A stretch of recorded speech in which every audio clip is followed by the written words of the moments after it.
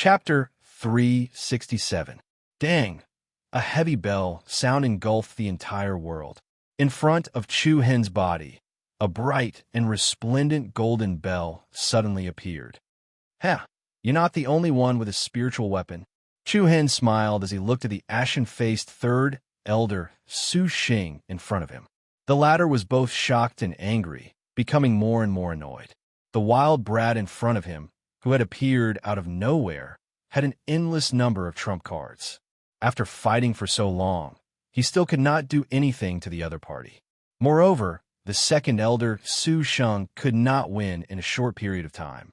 If this continued, he would not be able to grasp the good situation today. "Damn brat, this is what you did to me." At this moment, the aura in Su Xing's body became extremely unstable. He clenched his arms tightly, and the veins on his forehead bulged like dragons. His vicious eyes spat out a scarlet red light. Violent blood battle body, boom!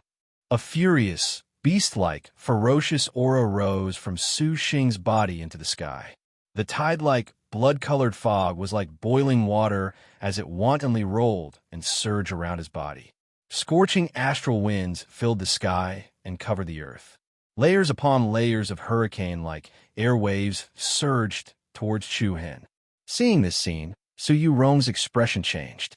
Everyone in the Su clan knew very well that the third elder, Su Xing, possessed the bloodline limit of the violent blood battle body. This was a physique similar to Berserk. It could increase one's strength by several times in a short period of time. However, after this, there would be a period of weakness for 3 days. Unless it was absolutely necessary, Su Xing would not use this killer move. No one would have thought that Chu Hen had already pushed his opponent to such a state. However, it seemed that Chu Hen did not use much of his strength.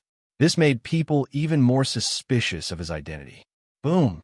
A thick blood-colored fog rose from Su Xing's body. A murderous aura surged, and he looked like an Azura from hell. "Hey, little bastard, I'm going to twist your head off today." As soon as he finished speaking, Su Xing surged with monstrous killing intent and charged towards Chu Hen.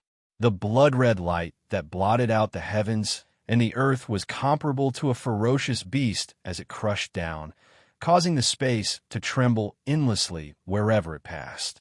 In the face of Su Xing's terrifying and mighty aura, Chu Hen did not dare to be careless. In any case, the other party was still a genuine master of the void-breaking realm. If he was a little careless, he would suffer a devastating blow. Endless, piercingly cold spear aura swept out from Chu Hen's body, and the sharp cold spear in his hand emitted a restless black aura. Buzz buzz. Shortly after, Chu Hen raised his spear and directly faced the surging blood mist that was like a flood. And in the process of moving, an enormous demonic figure that was nearly 100 meters tall suddenly appeared behind Chu Hen. The vast expanse of white, illusory figure emitted a shocking demonic might, and a pair of bat wings spread out, domineering yet demonic. The demonic shadow also held a piercingly cold spear in its hand. It stood proudly between the heavens and the earth, and its majestic aura caused the expressions of countless people below to change. This is the demon-punishing spear king, Fong Bufon's demon-punishing spear. A trembling voice came from the mouth of one of the more senior members of the Su family. "I know who this person is. He is the Sacred Star Empire's Chu Hen, the champion of the Six Nations Heavenly List Great War." Boom! These words woke everyone up from their dreams. When they heard these words, it was as if a bolt of lightning had exploded in the ears of everyone in the Su family. Su Hao, Su Yurong, Su Dingfeng, Pei Fei Ming, and the others all had a drastic change of expression, and their hearts were filled with shock. Who was the Sacred Star Empire's Chu Hen? There were probably only a few people in the 100 Nations state who hadn't heard of his name. During the Six Nations Heavenly List Great War, he became famous after a single battle. He defeated the two geniuses of the Flame Shadow Empire, Tan Shao and Pang Ao. Then, he defeated Huang Fu Liang, who was the most popular candidate for the championship, and tore off Huang Fu Liang's arm in front of more than 100,000 spectators. However, The most shocking thing was what happened in the last 2 months. Chu Hen had caused a huge uproar in the imperial city of the Sacred Star Dynasty. On the imperial city, he had fought against the evil star duo with his own strength and defeated 2 of them in a row. In front of tens of thousands of people, he had cut off half of the divine emperor's shoulder. Then, he attracted the attention of the old monster, the imperial ancestor, who hadn't appeared in the royal family for decades. After being chased and killed, Chu Hen escaped from the Sacred Star Empire. At that time, this incident could be said to have shaken the entire 100-nation state. However, no one expected that Chu Hen would actually come to the Hidden Wind region. It wasn't that the Su family hadn't heard of Chu Hen's name, but previously, no one dared to link the Chu Hen in front of them with the young man in front of them. At most, they just felt that their names were similar. After all, in the eyes of countless people, Chu Hen was definitely a legendary figure. Previously, there was no news that Chu Hen had escaped to the Hidden Wind region. Su Yorong's beautiful eyes were wide open, and her small mouth was slightly open. Her face was filled with dense disbelief. A person that she casually brought back was actually the Chu Hen who caused a storm in the 100-nation state 2 months ago. Shocking, extremely shocking. Demon-killing spear. At the same time, Chu Hen's astonishing attack had already collided head-on with Third Elder Su Xing's power. The peerlessly domineering gigantic spear slashed downwards. Like splitting the wind and splitting the waves, it split apart the blood-colored torrent that could topple mountains and overturn the seas. Rumble.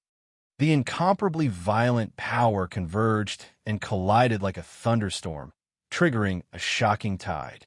Under the power of the giant spear's shadow, the demon-killing spear in Chu Hen's hand was straight in front of him, and like a stream of light, it rushed forward.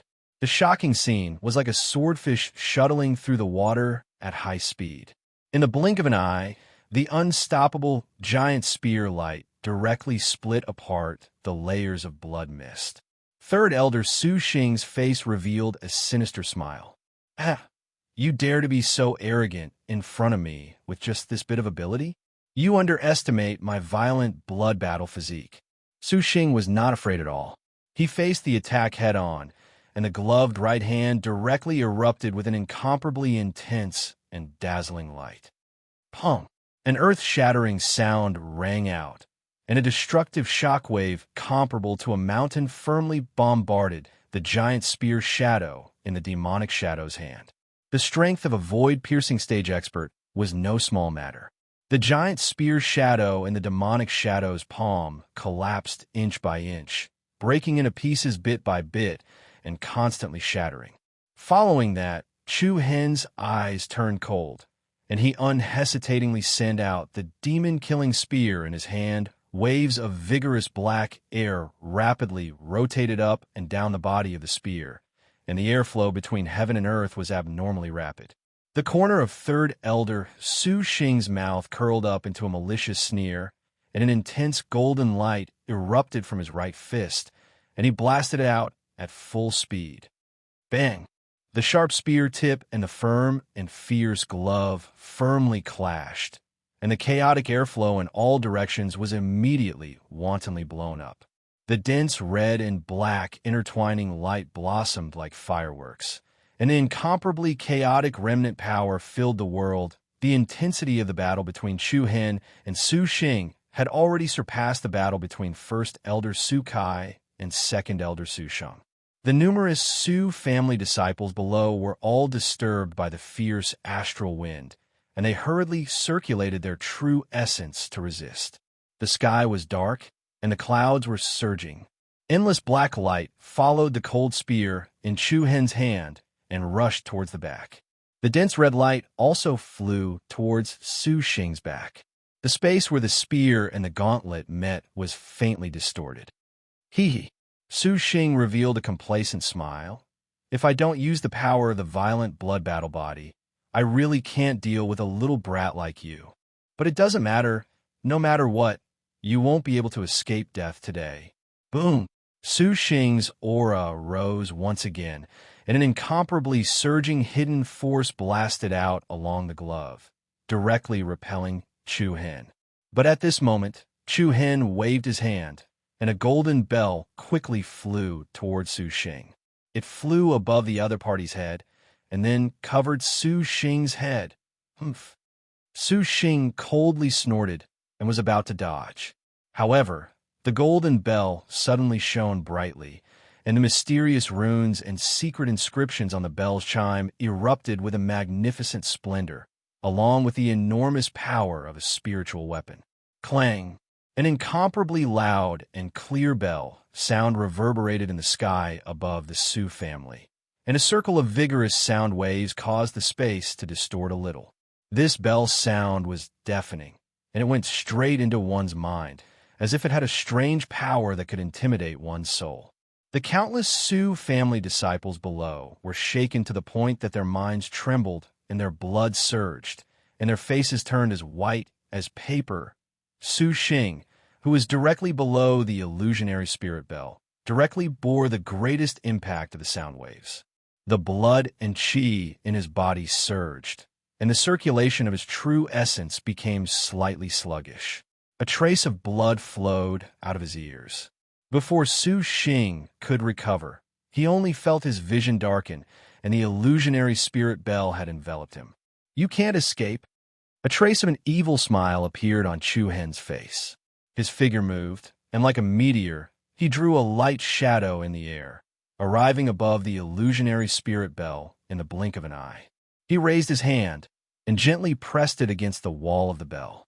Clang! A second loud and clear bell sound exploded high up in the sky, and this sound was even more powerful than the previous one.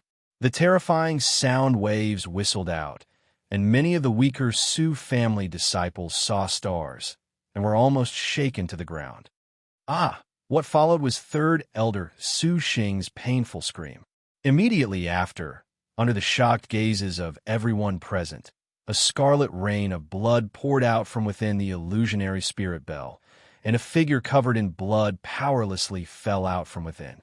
Su Xing's aura was extremely weak, and his entire body was almost completely dyed red with blood. Many parts of his body were gushing with blood. Everyone present turned pale with fright. Just now, Chu Hen's sound wave attack had ruptured many of the blood vessels in Su Xing's body. Chapter 368. The blood-covered third elder of the Su clan, Su Xing, fell from the interior of the illusionary spirit bell, along with an extremely painful scream. His aura was extremely weak, and many of the blood vessels all over his body had burst. He fell from the sky in an unusually miserable manner. Third elder. The second elder, Su Sheng, who was fighting with the first elder, was shocked and furious when he saw this. Su Xing actually lost? Moreover, he lost to a young man with a cultivation base of 9th stage, core transformation stage. Su Sheng, who had been greatly agitated, was obviously flustered. The first elder, Su Kai, took advantage of this opportunity. He put his hands together, and countless rays of dazzling golden light quickly gathered in front of him. Accompanied by a particularly majestic and piercingly sharp light, the shadow of a broadsword once again appeared in the first elder's hand. Golden flame sword technique. Bang! The second elder, Su Sheng, who was caught off guard, narrowed his eyes to the size of a needle. A panicked expression appeared on his face.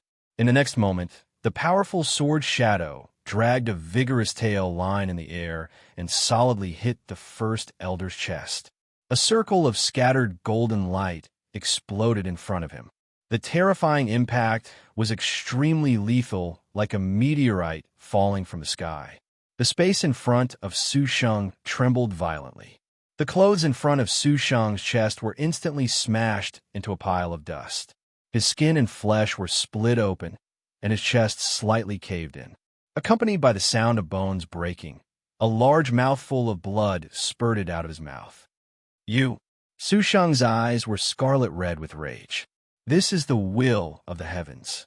It seems like you will never become the master of this family." Su Kai's eyes narrowed as he sneered coldly. Then, he raised his hand and struck Su Sheng's body with his palm. Su Sheng, who had suffered 2 heavy blows in a row, was forcefully crushed to the lowest point. He had lost all strength to resist. He fell from the sky powerlessly. Bang! The third elder, who was covered in blood, was the first to fall, causing a cloud of dust to rise. After the second elder fell to the ground, he was directly pressed to the ground by the first elder without mercy. All of you stop. The first elder's voice was like thunder as his voice exploded in everyone's ears. In an instant, the intense battle came to a halt. Su Dingfeng's complexion had already become as pale as a sheet of paper, and he was terrified to the extreme. His knees bent, and he knelt on the ground with a plop.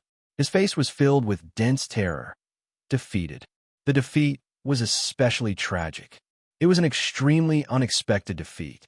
Following that, the Su family disciples on Su Dingfeng's side all threw away their weapons and surrendered. Xiao. Chu Hen also turned into a stream of light and descended from the sky, steadily flashing back to the ground. Chu Hen, are you all right? Su Yurong hurriedly ran over to ask, her eyes revealing a trace of concern. Chu Hen smiled, shook his head, and said, "It's all right, there's no big problem." Compared to before, the way Su Yurong looked at Chu Hen had obviously changed quite a bit. Even now, she still did not dare to believe that this handsome young man in front of her was actually the champion of the Six Nations Heavenless Tournament. Not only Su Yurong, but everyone in the Su family had a strange look in their eyes. Feeling the strange look in Su Yurong's eyes, Chu Hen casually replied, "Why? Could it be that you want to kidnap me and bring me back to the Sacred Star Empire to ask for a reward?" "Of course not. I'm not from the Sacred Star Empire," Su Yurong hurriedly explained. Chu Hen smiled. "I'm just teasing you. I'm just joking." Chu Hen was not afraid that his identity would be exposed here. After all, with the Sacred Star Empire's power, they would sooner or later find out that they had come to the Hidden Wind region. Anyway, the Sacred Star Empire would not dare to chase after them here with great fanfare. After all, this place was closer to the border of the Misty Wind Empire, and the agreement between the empires would not be easily broken. Looking at Chu Hen's indifferent look, Su Yurong had an indescribable feeling. In her impression, Chu Hen should be the kind of person with a cold and gloomy personality. Unexpectedly, after interacting with him, it was not like what she had imagined. At the same time, Su Dingfeng, the second elder, and the third elder, who was covered in blood, were kneeling in front of the patriarch, Su Hao. The winner was the king, and the loser was the thief. Today, they had completely lost. "Let go of me. If you dare to touch me, my Pei family will not let this matter rest." On the other side, Pei Faming, who had an ashen face, was also pushing and shoving with a few Su family disciples. Su Hao's eyes turned cold, and he waved his hand slightly. The few Su family disciples let go of him. At this moment, Pei Faming had lost his previous elegance.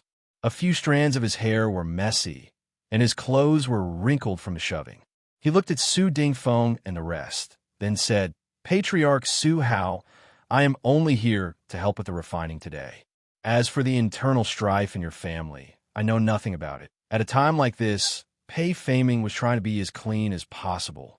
Su Hao sneered, and a hint of mockery appeared between his brows. "If that's the case, then please forgive us for not being able to properly entertain young Master Pei today. Men, send young Master Pei away.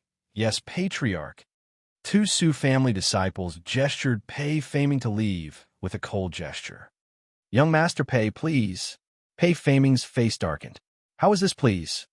It was obvious they were using another method to send him away. Naturally, Pei Faming did not dare to offend Su Hao at this moment. It was already good enough that the Su family did not pursue the matter of him colluding with Su Dingfeng. Pei Faming immediately flung his sleeve and turned to leave. Before he left, he did not forget to glare fiercely at Chu Hen, who was standing with Su Yurong. The atmosphere became even more silent. Everyone's eyes were fixed on the three people kneeling in the middle. Apart from Su Dingfeng, the other two were severely injured, especially the third elder, Su Xing. He was half dead and could faint at any time. "What else do the three of you have to say?" Su Hao said coldly. There's nothing to say." Su Sheng's eyes were filled with unwillingness and hatred. Since ancient times, The winner takes all. Since I've lost, kill me if you want. Don't talk nonsense in front of me. Very well, Su Hao replied calmly. He then looked at Su Dingfeng. What about you? Su Dingfeng's body could not help but tremble, and his hands were shaking. However, he knew that Su Hao would not let him go. He clenched his teeth and said in a deep voice, Please give me a quick death. Chu Hen, who was not far away, could not help but shake his head when he saw this. Previously, he had looked down on Su Dingfeng. Now it seemed like Su Dingfeng had some backbone. The reason why he rebelled this time was most likely because he was bewitched by Su Sheng and the others. Of course, this was the Su family's own matter. What should they do next? It had nothing to do with Chu Hen. However, Su Yurong's eyes were filled with pity. After all, she and Su Dingfeng had grown up together. Their sibling relationship could not be abandoned so easily. Su Hao let out a deep breath. His Adam's apple bobbed gently as he said in a strict tone, First, lock the three of them in prison and watch them closely. After I discuss with the elders of the family, we will punish them according to their crimes. Yes, master. With that, a few disciples of the Su family stepped forward and detained Su Sheng and the others. First elder Su Kai personally escorted them to the prison. The other disciples who had rebelled with Su Dingfeng and the others were also detained and awaited punishment. The storm-like turmoil had finally calmed down. The process could be said to have been daunting, but not dangerous. However, the greatest credit for this was all thanks to Chu Hen's help. An hour later, as evening approached, the Su family's main hall fell into silence. This included Master Su Hao, First Elder Su Kai, and the other higher-ups of the family. All of them had hesitant looks on their faces. Chu Hen calmly sat on the guest chair next to Su Yurong, a faint smile hanging from the corners of his lips. And the reason why such a silent atmosphere was caused was none other than Chu Hen's reward. He wanted to give a mine to the other party. The Su family had a total of 4 mines. Losing one would be equivalent to losing a quarter of their strength. In the past, the crowd would not have been so troubled. However, the family had just undergone a huge change. They had lost the second elder, third elder, and Su Dingfeng, the 3 powerful pillars of the family. The overall situation of the Su family was not very optimistic. Taking away another Orvain would only make things worse. However, speaking of which, if not for Chu Hen, Su Hao would not have been able to sit in the patriarch's position in peace. On one hand was the grim situation of the family, and on the other hand was a favor that had to be returned. This was indeed a difficult situation. Father, Su Yurong called out softly when she saw that Su Hao was not speaking. Su Yurong and Chu Hen had discussed this beforehand. Therefore, relatively speaking, she was on Chu Hen's side. The elders could not help but raise their heads to look at Su Hao. Phew! Su Hao let out a long sigh. His eyes were filled with determination. Fine. Although our Su family has encountered such a calamity, in the end, we can't do such a thing as breaking our promise. Brother Chu Hen, I'm willing to give you a mine. Chu Hen raised an eyebrow and his eyes brightened. But before Chu Hen could speak, another elder stood up and vetoed, saying, Patriarch, our Su family cannot be weakened by any more. Then the elder faced Chu Hen, cupped his hands, and said, Little brother Chu Hen, you've helped our clan, and we are very grateful to you. However, regarding the reward, can we discuss it again? Yes. Patriarch, 5th elder is right. Brother Chu Hen, if you want the mine, can you wait for another 2 or 3 years? When a family has recovered a little, we'll give it to you. The elders tried to persuade him. There's no need to say any more. Su Hao stood up and stopped the crowd. His tone was especially firm. Although I, Su Hao, am now half crippled, I have not lost my backbone. If I don't even have the most basic integrity, how can I even talk about reviving the family? After being scolded by Su Hao, the higher-ups and elders all felt ashamed. Brother Chu Hen. Su Hao looked at Chu Hen and said solemnly, Tomorrow morning, I will hand over the ownership of a mine to you on time. Thank you, Patriarch Su. Chu Hen stood up and clasped his fists. Between his brows, a bit of admiration and praise faintly surged out. Then, he faintly smiled and continued. Su family head, I still have one more thing. Go ahead, brother, Su Hao said. Chapter 369. I think that the street tree in your Niwen palace can still be saved, Master Su. Chu Hen raised his eyelids and smiled calmly. His casual tone was filled with indifference, but it was this calm statement that caused the expressions of everyone in the Su family to change drastically, especially Su Hao. His body trembled visibly, and his eyes widened as he stared at the determined expression on the other party's face in shock. What did you say? Chu Hen smiled and repeated in a clear voice, I said, Master Su, your street tree can still be saved. It's not completely dead yet. It can still be saved. This time, everyone heard it clearly. However, no one dared to believe the other party's words. After all, over the past 2 years, the Su family had spent a lot of manpower and money to consult many famous doctors. There were even a few imperial physicians from the Misty Wind dynasty's royal family, but none of them could do anything about Su Hao's injuries. However, this young man, whom they had just met for the first time, had said that Su Hao could still be saved. This was truly unbelievable. Even if the other party was a highly skilled doctor, he would at least need to examine Su Hao before he could determine whether he could be saved or not.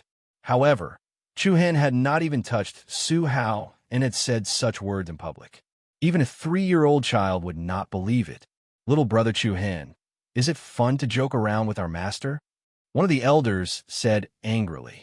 Chu Hen was not angry, and his expression remained calm. What do you think I'm trying to achieve by saying this? Patriarch Su has already said that he will hand over the ownership of a mine to me tomorrow. I've already achieved my goal in coming here, so why should I look for trouble and embarrass myself? As soon as he said this, the other party immediately fell silent. However, no one believed Chu Hen's words. Su Yurong was a little anxious. She quickly grabbed Chu Hen's wrist and said, Can you really cure my father? I'm 50% sure. Chu Hen answered without hesitation. Of course, this was Chu Hen's bottom line. The actual probability was more than 70%, but Chu Hen didn't want others to know that he could easily help. In this world, apart from the people closest to you, there was almost no such thing as unconditional devotion. When it came to favors, it was best if others owed them. But seeing Chu Hen's serious expression, Su Hao's eyes couldn't help but flash a bit. Little brother, do you have any good ideas? Chu Hen raised his right hand, and a faint white light flashed. Then, a drop of crystal clear spiritual liquid floated above his palm. The spiritual liquid was the size of a raindrop, and there was a gentle fluorescent light flickering within it. Hidden energy fluctuations were emitted from within it. This is tranquil spirit liquid? Su Hao's eyes narrowed. Su clan leader, you have a good eye. It's the tranquil spirit liquid. Chu Hen nodded in affirmation.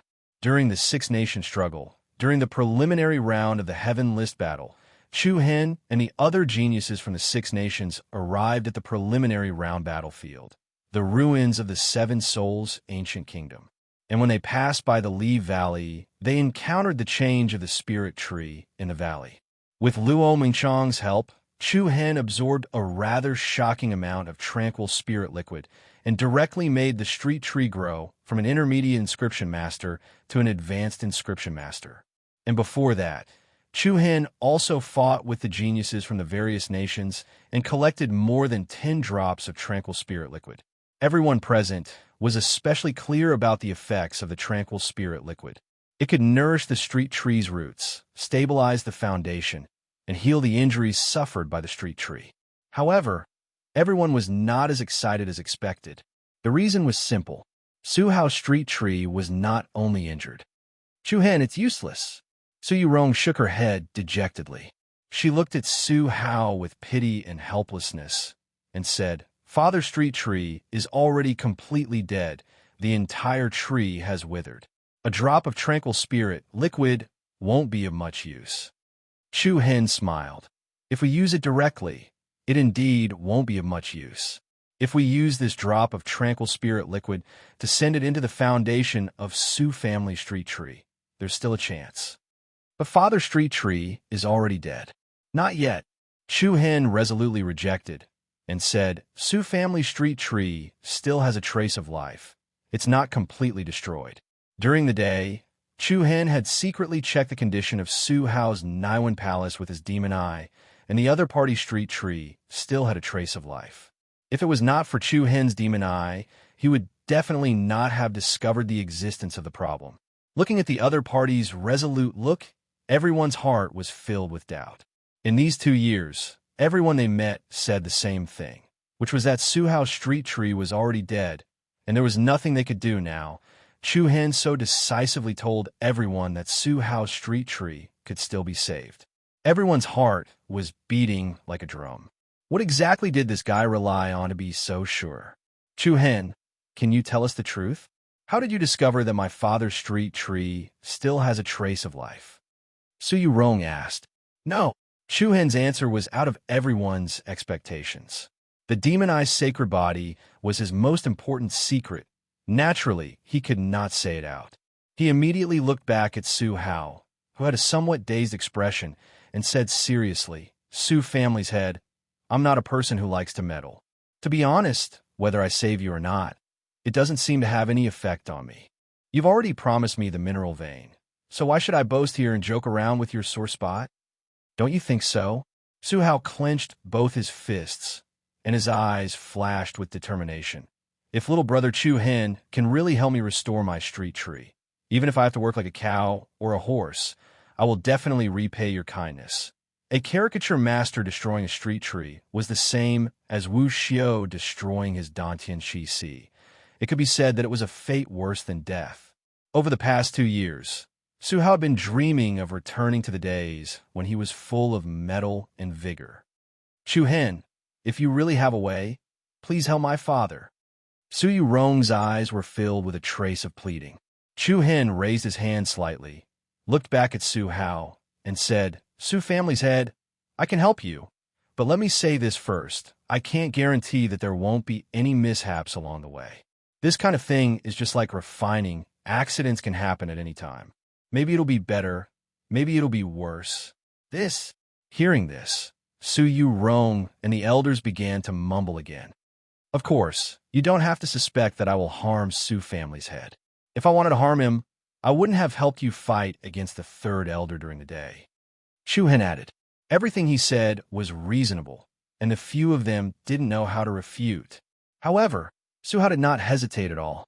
He said without hesitation, First elder, family's head, I, Su Hao, solemnly promise that if there is an accident during the treatment that causes me to lose my life, I cannot blame it on little brother Chu Hen, nor can I take back the mind that I promised to give him.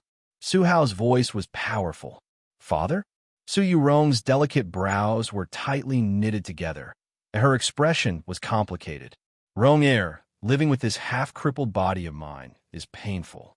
If I succeed, it proves that the heavens don't want me to die. If I fail, it means I'm free. Su Hao had made up his mind.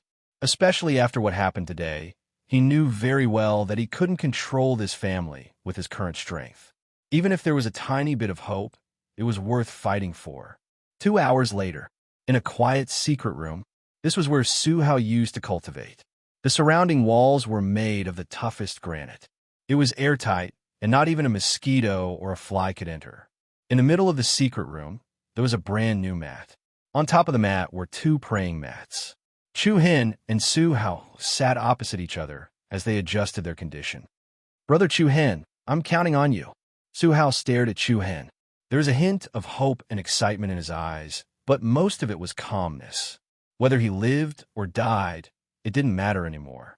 Chu Hen's eyes were as calm as still water, without the slightest hint of emotion. I'll do my best. Let's begin. Su Hao exhaled deeply. He then slowly closed his eyes and opened his Naiwan palace. Immediately, Chu Hen released a powerful Reiki energy into his opponent's Naiwan palace. Without any delay, Chu Hen arrived in front of his opponent's street tree.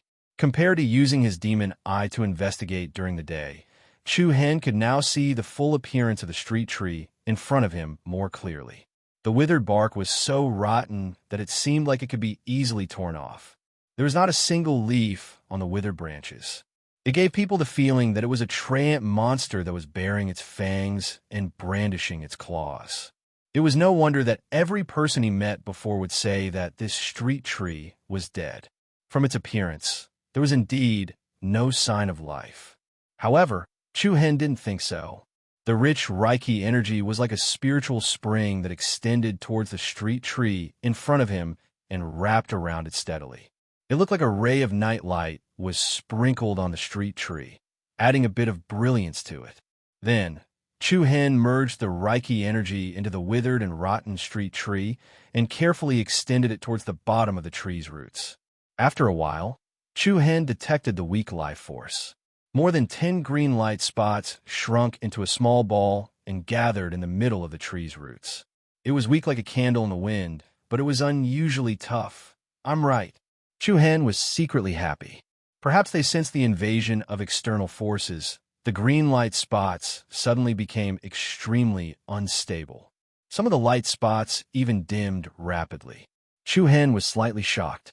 He hurriedly dropped a drop of tranquil spiritual liquid that was wrapped in Reiki energy onto the small green light. Chapter 370. Buzz, buzz. Looking at the life energy that had become active under the nourishment of the tranquil spiritual fluid, Chu-Hen was pleasantly surprised. The green speck of light blossomed with a bright luster, and the dim specks of light from before also began to glow with life again, releasing an even more dazzling light. The tiny drop of tranquil spiritual fluid was like the divine liquid of rejuvenation. The weak aura of life constantly became active, and the bright green specks of light increased in number, like a river that had been dry for a long time emerging with new spring water. With the help of the tranquil spiritual spring, Suhao's street tree rapidly produced new life energy. The speed was so fast that it simply made people secretly click their tongues. I didn't think that a drop of spiritual fluid would have such an effect. Chu-Hen was secretly amazed. Back then, what he had absorbed was not the spiritual fluid, but the spiritual spring that was like a spring. Now that he thought about it, it really felt like a reckless waste of resources. The value of that amount of tranquil spiritual spring was absolutely immeasurable. However, it was precisely because of that tranquil spiritual spring that the foundation and energy contained in Chu-Hen's street tree would definitely far exceed that of a glyph master of the same level.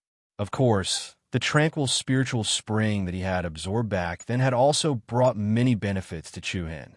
The Reiki energy in his martial realm had both increased, and even his chaotic body had completed its evolution. It didn't take long for the life energy to reach a very impressive level.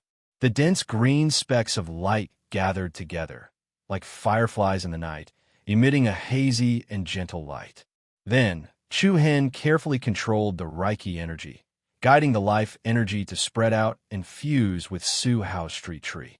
This newly born energy did not have its own consciousness, so what Chu-Hen had to do next was to make it flow back into the interior of the rotten and withered street tree. Under Chu-Hen's methodical control, the first thing to change was the tree roots. Each and every one of the tree roots became strong and healthy, as if they had received a ginseng-like nutrient solution.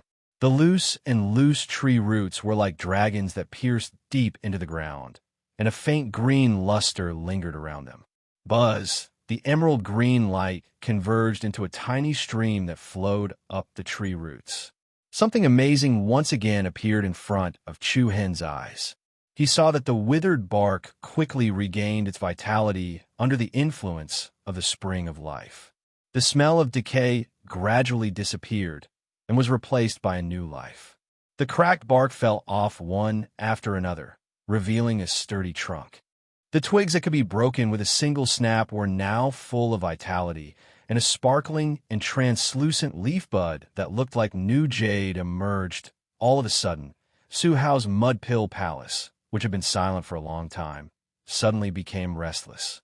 The luxuriant branches and leaves swayed, producing a sound that was as pleasant as a wind chime. Every leaf was flashing with a silver light, and the light patterns were flowing like ancient talismans. Then, a particularly massive Reiki energy suddenly surged out. It was so mighty that it was as if magma from a volcano that had been silent for a long time had broken through its shackles and erupted in an instant. Early in the morning, in the backyard of the Su family, Su Yurong, First Elder Su Kai, and the other high-ranking elders were anxiously waiting outside the training room. It's been an entire night. I'm really worried to death. A high-ranking elder slapped his palm with the back of his right hand. His eyebrows were tightly furrowed, and his face was full of anxiety. Don't be anxious. The first elder frowned and said in a low voice, From what I see, that Chu Hen's performance last night was very calm, but he's actually very confident in his heart. Su Kai was the most experienced and the oldest person in the family. He had read countless people, so he could more or less see some clues. Confident, however, the elder did not think much of it. Even the imperial physicians of the Misty Wind dynasty couldn't cure the patriarch's injury. How could a young brat have such ability? Stop talking.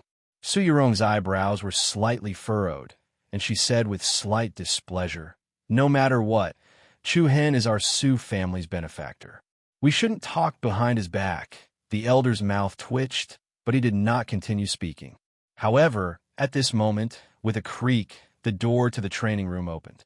Everyone's heart skipped a beat, and their gazes immediately turned to the same direction. Chu Hen walked out from the room, a relaxed smile hanging on his handsome face.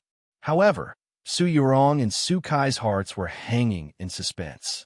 The former hurriedly asked, Chu Hen, how is my father? Chu Hen's handsome eyebrows were slightly raised. However, before he could answer, an almost insane laughter came from the training room behind him. It's the patriarch. Their hearts jumped, and without another word, they all rushed into the room. After entering the room, everyone was stunned. They saw Su Hao standing with his back facing the sky, laughing, and his laughter was filled with long-suppressed emotions. Father? Su Yurong's jade-like hands clenched, and her voice trembled as she softly called out. Then, Su Hao turned around, only to see the other party laughing, but two streaks of tears flowed down his face. The Su family's upper echelon elders looked at each other. In their memories, they had never seen Su Hao lose his composure like this. Success? Or did he fail? Buzz. In the next moment, Su Hao's eyes turned cold, and two sharp lights shot out. A wave of powerful Reiki energy that was as majestic as the sea exploded from his body. The airflow in the room became turbulent, and the ground under his feet shook violently. An astonishingly powerful aura spread out. Other than First Elder Su Kai and Chu Hen, everyone else was forced to take a few steps back. In an instant, everyone's eyes lit up, and their faces were filled with ecstasy. Father, Patriarch, you've really recovered. Soon after, Su Hao's aura disappeared, and his eyes emitted a light that no one had seen for a long time. He raised his arms and laughed loudly. I, Su Hao, have returned. In the past 2 years, the patriarch who was once high and mighty had lived like a cripple. Now that he had regained his lost strength, it made him, a person who was used to seeing storms, lose his composure. The heavens haven't destroyed our Su family. The first elder was extremely excited, and he was especially emotional. Su Yurong ran to Su Hao's side with a pleasantly surprised expression. Congratulations, Father. Congratulations, Father, for restoring the reputation of the #1 weapons craftsman in Gouge City. All the elders were overjoyed. As long as Su Hao was here, the #1 weapon craftsman family in Gouge City would not fall. Even though they had lost the second elder, third elder, and Su Dingfeng, the 3 important pillars of the family yesterday, only Su Hao was the true pillar of the entire family. As long as he recovered from his injuries, all the problems in front of the Su family would be easily solved. Little brother Chu Hen, I sincerely apologize for the offense I caused you last night.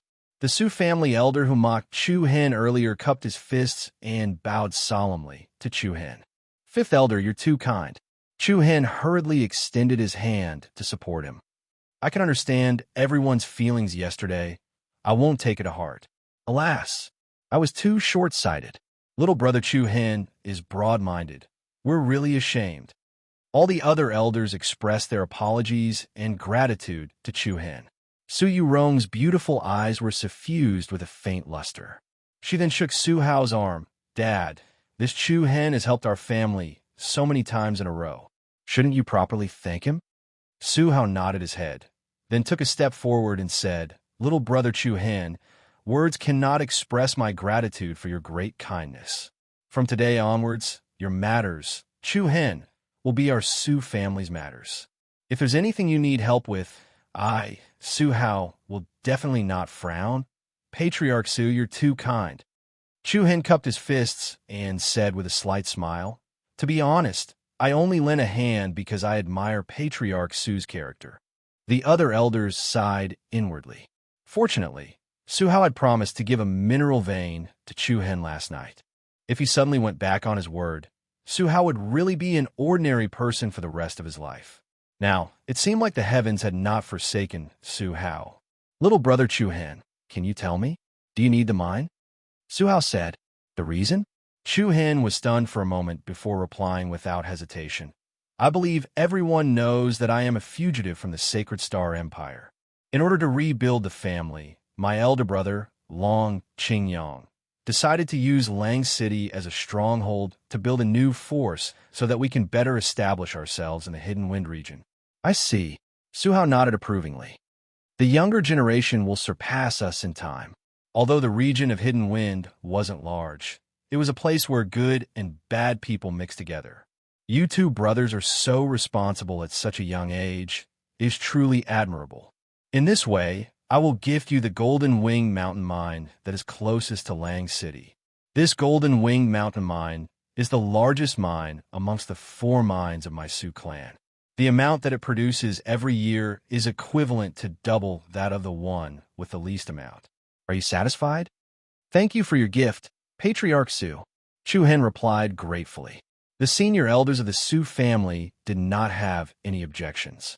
After all, Su Hao was far more important to the entire family than any mineral vein, not to mention that Chu Hen only wanted 1 vein. Even if he asked for 2 right now, there would still be room for negotiation.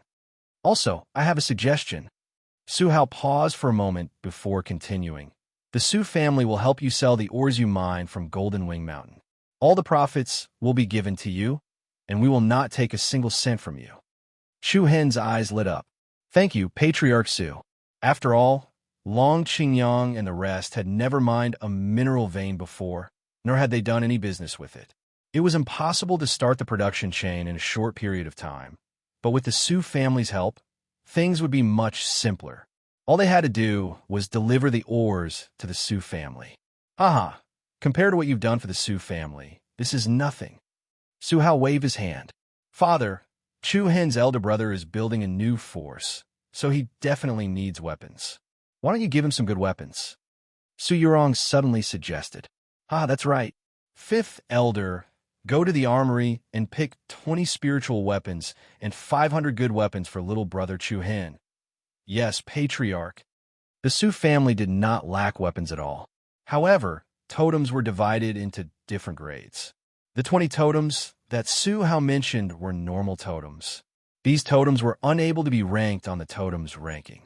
Just like the Limitless Fong, Illusionary Spirit Bell, and Demon Punisher Spear that Chu Hen used, they were all totems that were ranked on the ranking. Only these kinds of weapons could be called true treasures. Of course, for ordinary people, even an ordinary spiritual weapon was a very rare treasure. Take this spiritual light sword that Chu Hen refined yesterday, for example.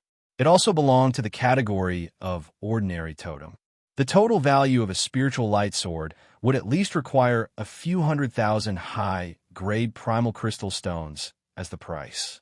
20 ordinary spiritual weapons were worth more than 2 million high-grade primal crystal stones. In addition to the 500 high-grade weapons, the reward that Su Hao had given to Chu Hen could not be said to be small. Although Chu Hen felt a little apologetic, he did not reject the other party's good intentions. Just as Su Yurong had said, good weapons were very important to any force, especially a force that had just been established. I will remember Family Master Su's generous gift in my heart. Without too many flowery words, Chu Hen directly expressed his most direct gratitude. Aya, you're welcome. Su Yurong let go of Su Hao's arm and said happily, You helped me refine spiritual weapons, defeated Su Dingfeng, helped me fight, and now you've cured my father. We can't thank you enough. Ha Rong is right. Su Yurong winked at Su Hao and smiled sweetly. Father, can I handle the task of handing over the Goldwing Mountains mineral vein to Chu Hen? Ha. Su Hao laughed loudly again. All right, then you and little brother Chu Hen will make a trip to Lang City. Chu Hen was a little surprised. He looked at Su Yorong's mischievous smile and could not help but shake his head and smile. Chapter 371. Lang City. A banner was erected on top of the city wall. The banner fluttered in the wind, and the words General Family were engraved on it. It was a majestic sight. The words were as sharp as a blade, and they were written vertically and horizontally, giving off an aura of sharpness. In the city, there was a newly built platform in a plaza. The platform was clearly laid out, like a general's platform in a military camp. At this very moment, Long Qingyang stood at the very top of the stage. His bearing was extraordinary, and his entire body exuded a heroic and mighty aura. It had only been 2 months, but he had lost the naivety of a disciple of the mammoth martial house, and in its place was a mature and steady man who had undergone a metamorphosis. On the surface, Long Qingyang no longer looked like he was in his 20s. To his right stood the cool and beautiful Long Xuanxuang. Long Xuanxuang's cold and aloof demeanor was always an eye-catching sight. Dressed in white, she was elegant and otherworldly. To Long Qingyang's left stood General Long Bo's former subordinate, the vanguard general, Qi Wanli. Long Zhu and many other Long family guards were lined up neatly on both sides. Nearly 1,000 people were gathered in front of Long Qingyang. This was a new faction formed by General Long Bo's former subordinates and members of the Long family. It was also a team that carried the mission of reviving the Long family. Long Qingyang named this team the Family of Generals, which meant descendants of the general. Qi Wanli walked to Long Qingyang's side and said, Leader, it's time. Long Qingyang frowned slightly as he looked around and murmured, Where did third brother go? I haven't seen him in 2 or 3 days. Not far away, Long Xuanxuang shook her head, indicating that she hadn't seen Chu Hen in the past few days. After a brief hesitation, Long Qingyang let out a sigh of relief. Forget it. I won't wait for him. Long Qingyang then nodded at Qi Wanli. The latter understood tacitly, and with one hand on the hilt of the sword at his waist, he took 2 steps forward and said in a loud and clear voice, The Family of Generals establishment ceremony begins now. Woo! In the next moment, the loud and clear sound of the horn swept through the world. Immediately after, 8 cannons fired in unison, accompanied by a deafening sound that shook the heavens. The sky was filled with a rain of colorful petals that fluttered about. Long Qingyang strode to the front, exuding the domineering aura of a leader. Everyone, I, Long Qingyang, am indebted to all of your support to become the head of the House of Generals. No amount of talk can compare to doing well. Today, I, Long Qingyang, swear that as long as I am Long Qingyang, the House of Generals, whoosh. With that, Long Qingyang unsheathed his sword and pointed it at the sky, shouting, The descendants of the House of Generals are still hot-blooded. A piercingly cold and domineering aura permeated the entire area. Following that, all the members of the House of Generals raised their right hands and cheered loudly. The descendants of the Family of Generals are hot-blooded. The descendants of the Family of Generals are hot-blooded. A Family of Generals, what a good name. Just then, a hearty laughter sounded in their direction. Third brother? Young Master Hen? Everyone's hearts lit up, and their gazes swept towards one direction. They saw that Chu Hen, who had disappeared for a few days, was walking towards them. However, what caused everyone to be astonished was that behind Chu Hen, there was actually a small group of over 10 people. A young girl with a rather noble temperament was walking shoulder to shoulder with them. Long Qingyang and the rest were confused. Who was that young woman beside him? Congratulations, big brother, for becoming the head of the House of Generals. Chu Hen led Su Yurong up the stage, an embarrassed smile on his face. I'm not late, am I? What do you think? Long Qingyang was a little helpless. He had already reminded Chu Hen not to be late today, but he had still come late. Thankfully, the time difference was not that great. At this moment, Qi Wanli, who was at the back, stepped forward and looked at Su Yurong.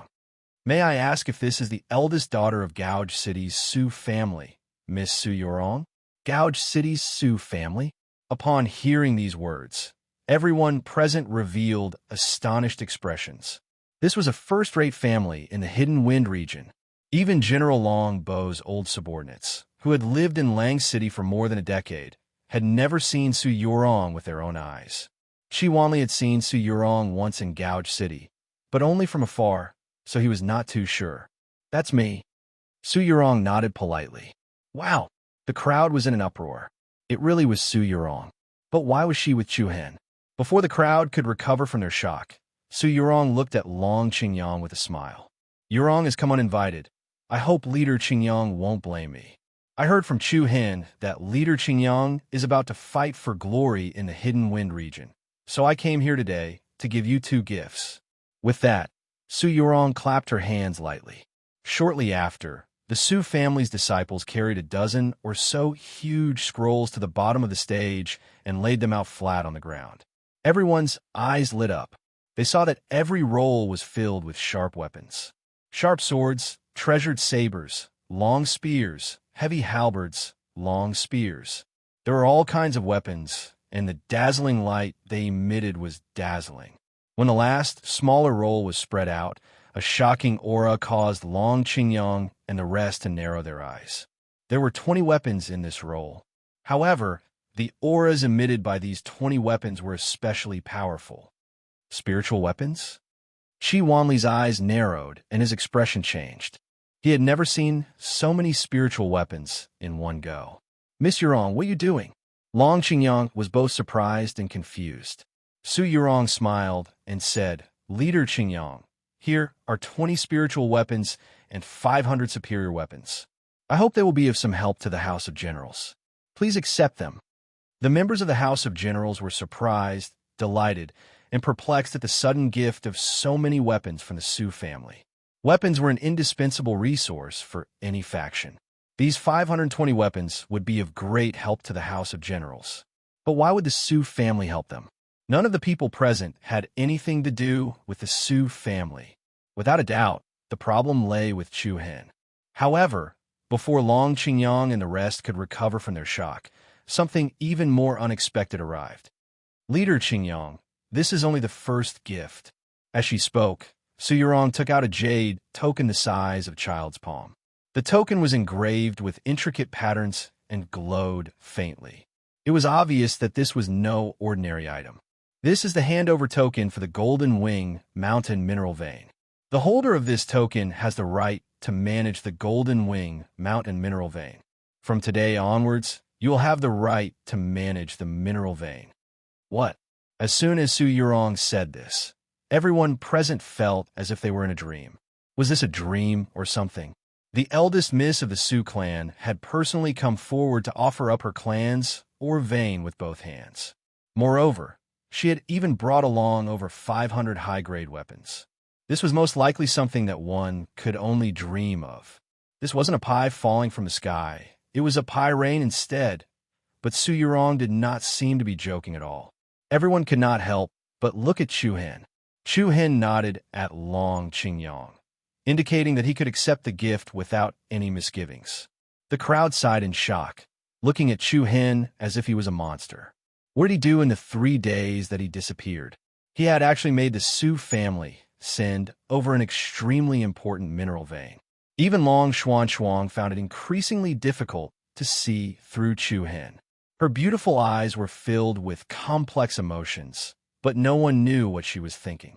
Even though Long Qingyang was extremely shocked, he did not have to worry about Chu Hen.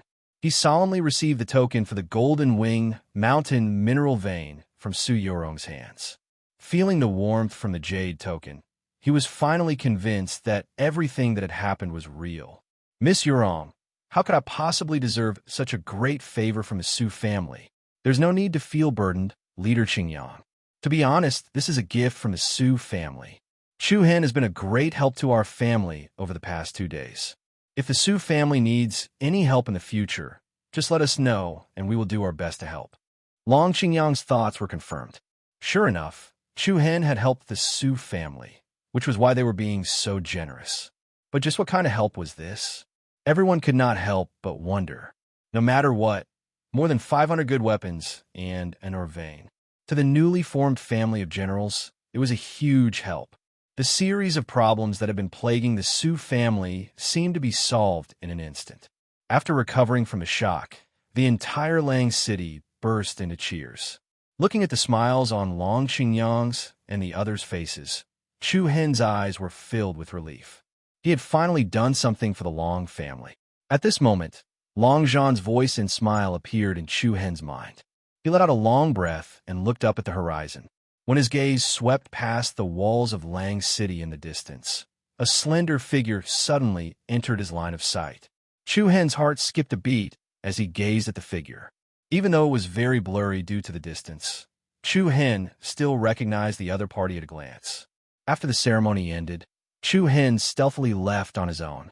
On the walls of Lang City, standing here, one could see the beautiful river and lake in the distance. The scenery was picturesque, and a small boat was slowly moving along the river. A few egrets were pecking at the fish in the shallow waters. That figure stood in front of Chu Hen after ascending the city walls, his back to him, as if he was quietly admiring the beautiful scenery of the river in front of him. He did not give off the slightest aura. Even though it was only his back, he gave off a calm and transcendent feeling. It seemed like anyone standing next to him would quickly calm down from their restlessness and unease. Chapter 372. Seniorly, it's been a while. Chu Hen stopped when he was around 2 meters away from the figure standing at the edge of the city wall. His eyes were as calm as the water in a well without a single ripple. The figure then turned around, revealing the face of a middle-aged man who looked ordinary but very comfortable. Li Wuxiang smiled at Chu Hen, giving off a gentle feeling like a spring breeze. "You don't look surprised at all." Chu Hen smiled. "Because I knew you were nearby. It was only a matter of time before you came out to see me. I still haven't thanked you for what happened in the imperial capital. If it wasn't for you, we wouldn't have been able to escape from the imperial ancestor. I'm very sorry about what happened to Long Zhan," Li Wuxiang said plainly. "It's fine." Chu Hen shook his head. From what he could see, Li Wuxiang must have arrived after Long Zhan's death. He'd arrived just in time to see the imperial ancestor chasing after him and Long Qingyang. Of course, whether that was the case or not, Chu Hen was already very grateful that Li Wuxiang had come to save him. "You've reached the 3-star demonic pupil realm in a little more than a year. That's a few months earlier than I expected." Li Wuxiang's voice revealed a trace of satisfaction, his expression still calm. He continued, "What do you plan to do next? Stay in the Hidden Wind region to help your brother?" "I haven't decided yet." "Is that so? I want to train, but I'm worried that the Sacred Star Empire will send people to harm them. You can't protect them forever, and, similarly, they can't rely on you forever. Since you've come this far, perhaps you should trust Long Qingyang. In fact, apart from the bloodline boundary, Long Qingyang isn't any worse than you." Chu Hen let out a light sigh of relief. His thoughts could not help but open up a bit. After a brief silence, Li Wuxiang suddenly said, "Go collect the 7-star soul pearls. They'll be of some help to you." "Huh?" Chu Hen paused, looking at him strangely. Li Wuxiang smiled calmly, glancing at his opponent's left hand. "The power of a single-star soul pearl is far from comparable to the power of 7 stars." Chu Hen was secretly amazed. There was really nothing that could be hidden from the other party's eyes. However, when he thought about the fact that the other party had a pair of demonic eyes just like him, he felt relieved. However, Chu Hen was slightly troubled by Li Wuxiang's suggestion. Among the 7-star soul pearls, 5 of them are in the hands of those extremely powerful sections. Aren't you asking me to throw my life away by asking me to snatch them from them? Do whatever you want. I'm just saying. But after hearing what you said, I'm a little tempted. It didn't take long for Chu Hen to change his mind. In fact, when he obtained the W Astral Soul Pearl, he had the thought of collecting all 7 Astral Soul Pearls. Especially after what happened 2 months ago, Chu Hen felt that his current power was too weak. In the face of the Sacred Star Dynasty's royal family, he couldn't protect the people closest to him. As long as he thought about how Long Zhan died for him, Chu Hen was even more determined to destroy the Sacred Star Dynasty.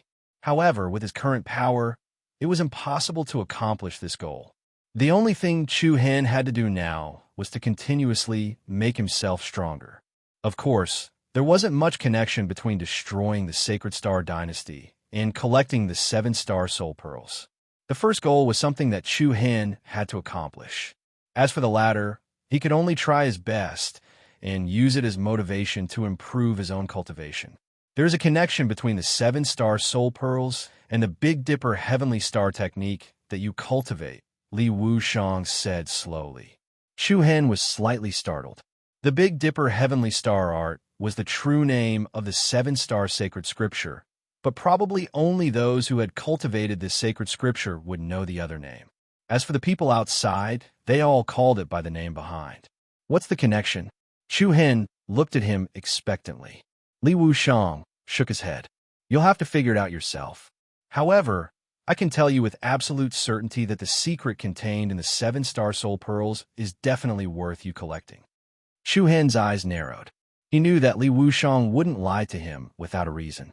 But then again, the Illusory Rains Sect, Shura Sect, Immortal Pavilion, Heavenly Cloud Manor, Otherworldly Spirit Sect. Which one of these 5 large sects wasn't a superpower that ruled over a region? There were all sorts of extremely talented, monstrous geniuses gathered in the sects. Although Chu Hen was the number 1 in the younger generation of the Sacred Star Dynasty, he was still lacking compared to the top geniuses of the sections. It was easier said than done to snatch the 7-star soul pearls from the hands of these sections. However, Chu Hen wasn't in a hurry. Everything could be done slowly, and there would eventually be hope. Li Wuxiang didn't say much. How should Chu Hen choose? What should he do? It was all his own business, and he didn't want to interfere too much. And then, where are you going? Back to Qishan Mountain? Chu Hen casually asked. Maybe I will, maybe I won't. To me, the world is so big, and I can find shelter anywhere. The world is so big, and I can find shelter anywhere. His indifferent words were filled with carefreeness. Chu Hen couldn't help but envy him. He was like a wild crane that had no worries and could do whatever he wanted. However, only Li Wuxiang himself knew whether that was the case or not. When will the next time we meet?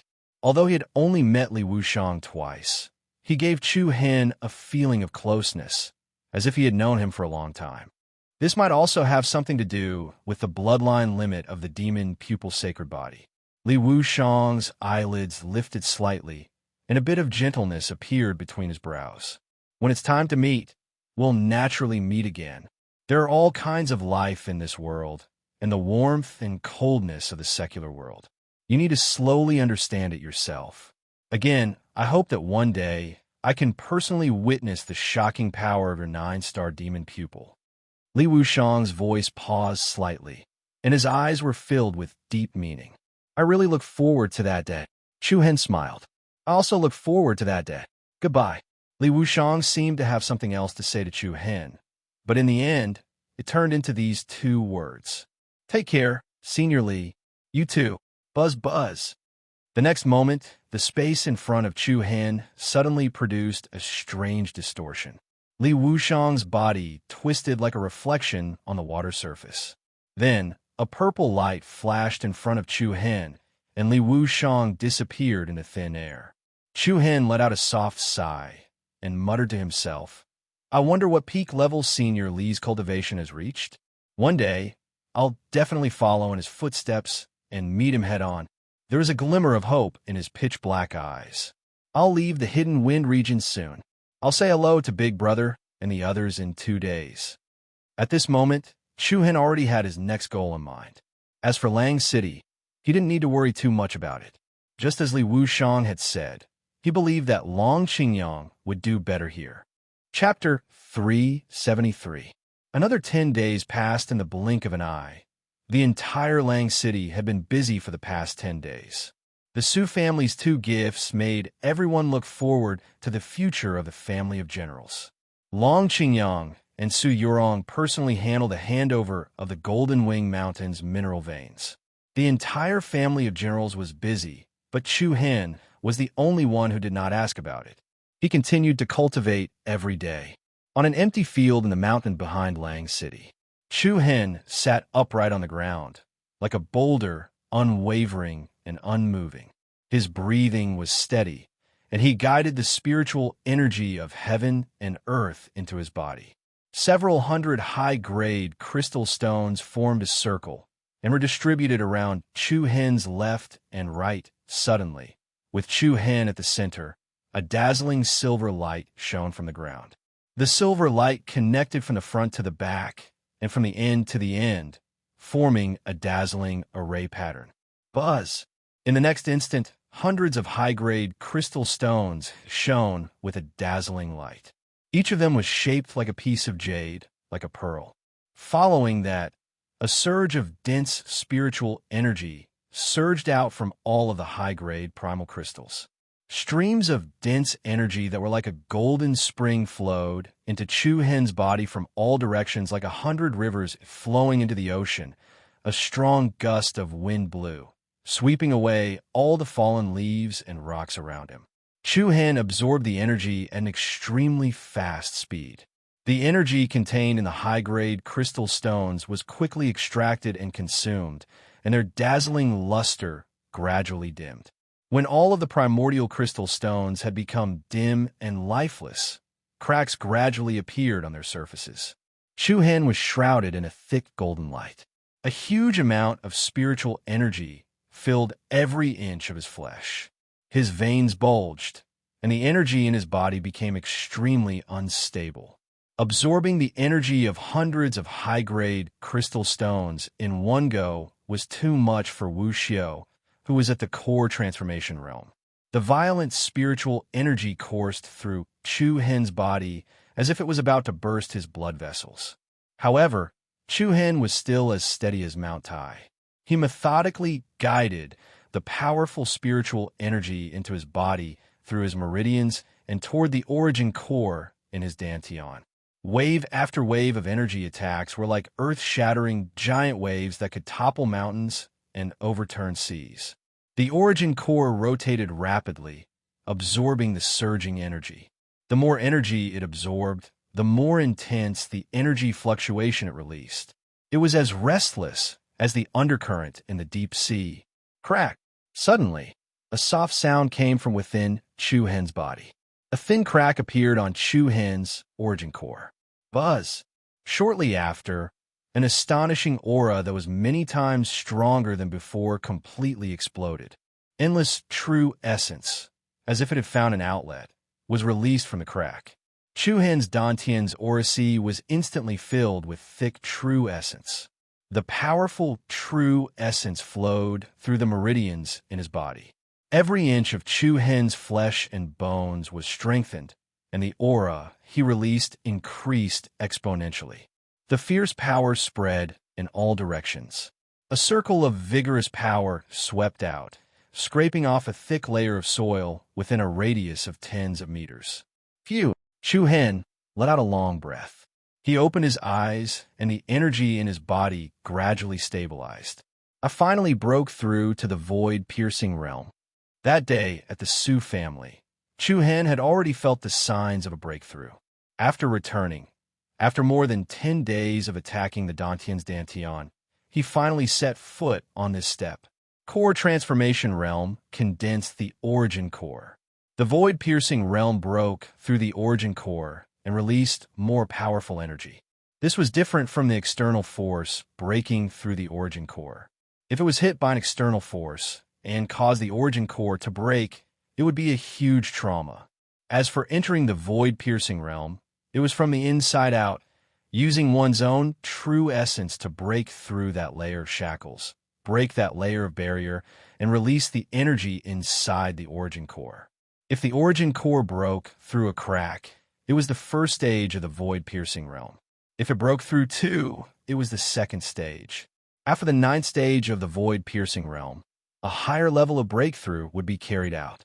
The origin core would disappear, and the true essence Zifu would be opened, thus entering the earth profound realm above the void-piercing realm. Of course, for Chu Hen, who had just stepped into the void-piercing realm, there was still a long way to go to the earth profound realm.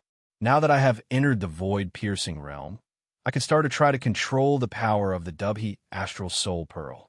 Chu Hen murmured, his eyes sweeping over the seven-star pattern on his left palm. The Dubhe Astral Soul Pearl was the most obvious of the 7 dots. Chu Hen's mind moved, and a bright silver light was released from his palm, as if he was holding a star in his palm. Compared to when he was in the core transformation realm, Chu Hen could obviously use the power of the Dubhe Astral Soul Pearl more easily. Although it was only a part of the energy, it was enough to make Chu Hen very happy. After all, a spiritual artifact could not be compared to a sage artifact. Even a part of the power of a sage artifact was extremely terrifying. Third brother, are you still cultivating here? Long Qingyang's voice was heard at this moment. Chu Hen raised an eyebrow, dispelled the power in his palm, and stood up. Long Qingyang was not the only one who came. Long Xuan, Su Yurong, Qi Wanli, and a few others were also there. Why are you guys here? Chu Hen asked with a smile. To see you, of course. Su Yurong skipped over to Chu Hen and shook her head with a smile. I heard from Leader Qingyang that you're a cultivation maniac. I didn't believe it first, but I didn't expect it to be true. Don't you feel bored after cultivating for more than 10 days? It's all right, I'm used to it, Chu Hen said while rubbing his nose. The handover of the Golden Wing Mountains mineral vein has been completed. In the future, you could just transport the ores you've mined to the Su family, and we will help you sell them. Chu Hen nodded his head, his face revealing some gratitude. Many thanks. You're welcome. Su Yurong waved her hand and smiled mischievously. By the way, third brother, your second sister is leaving Lang City, Long Qingyang said. Oh, Chu Hen was startled at first. Then he looked at Long Xuan and asked, where are you going? The mysterious ice sect.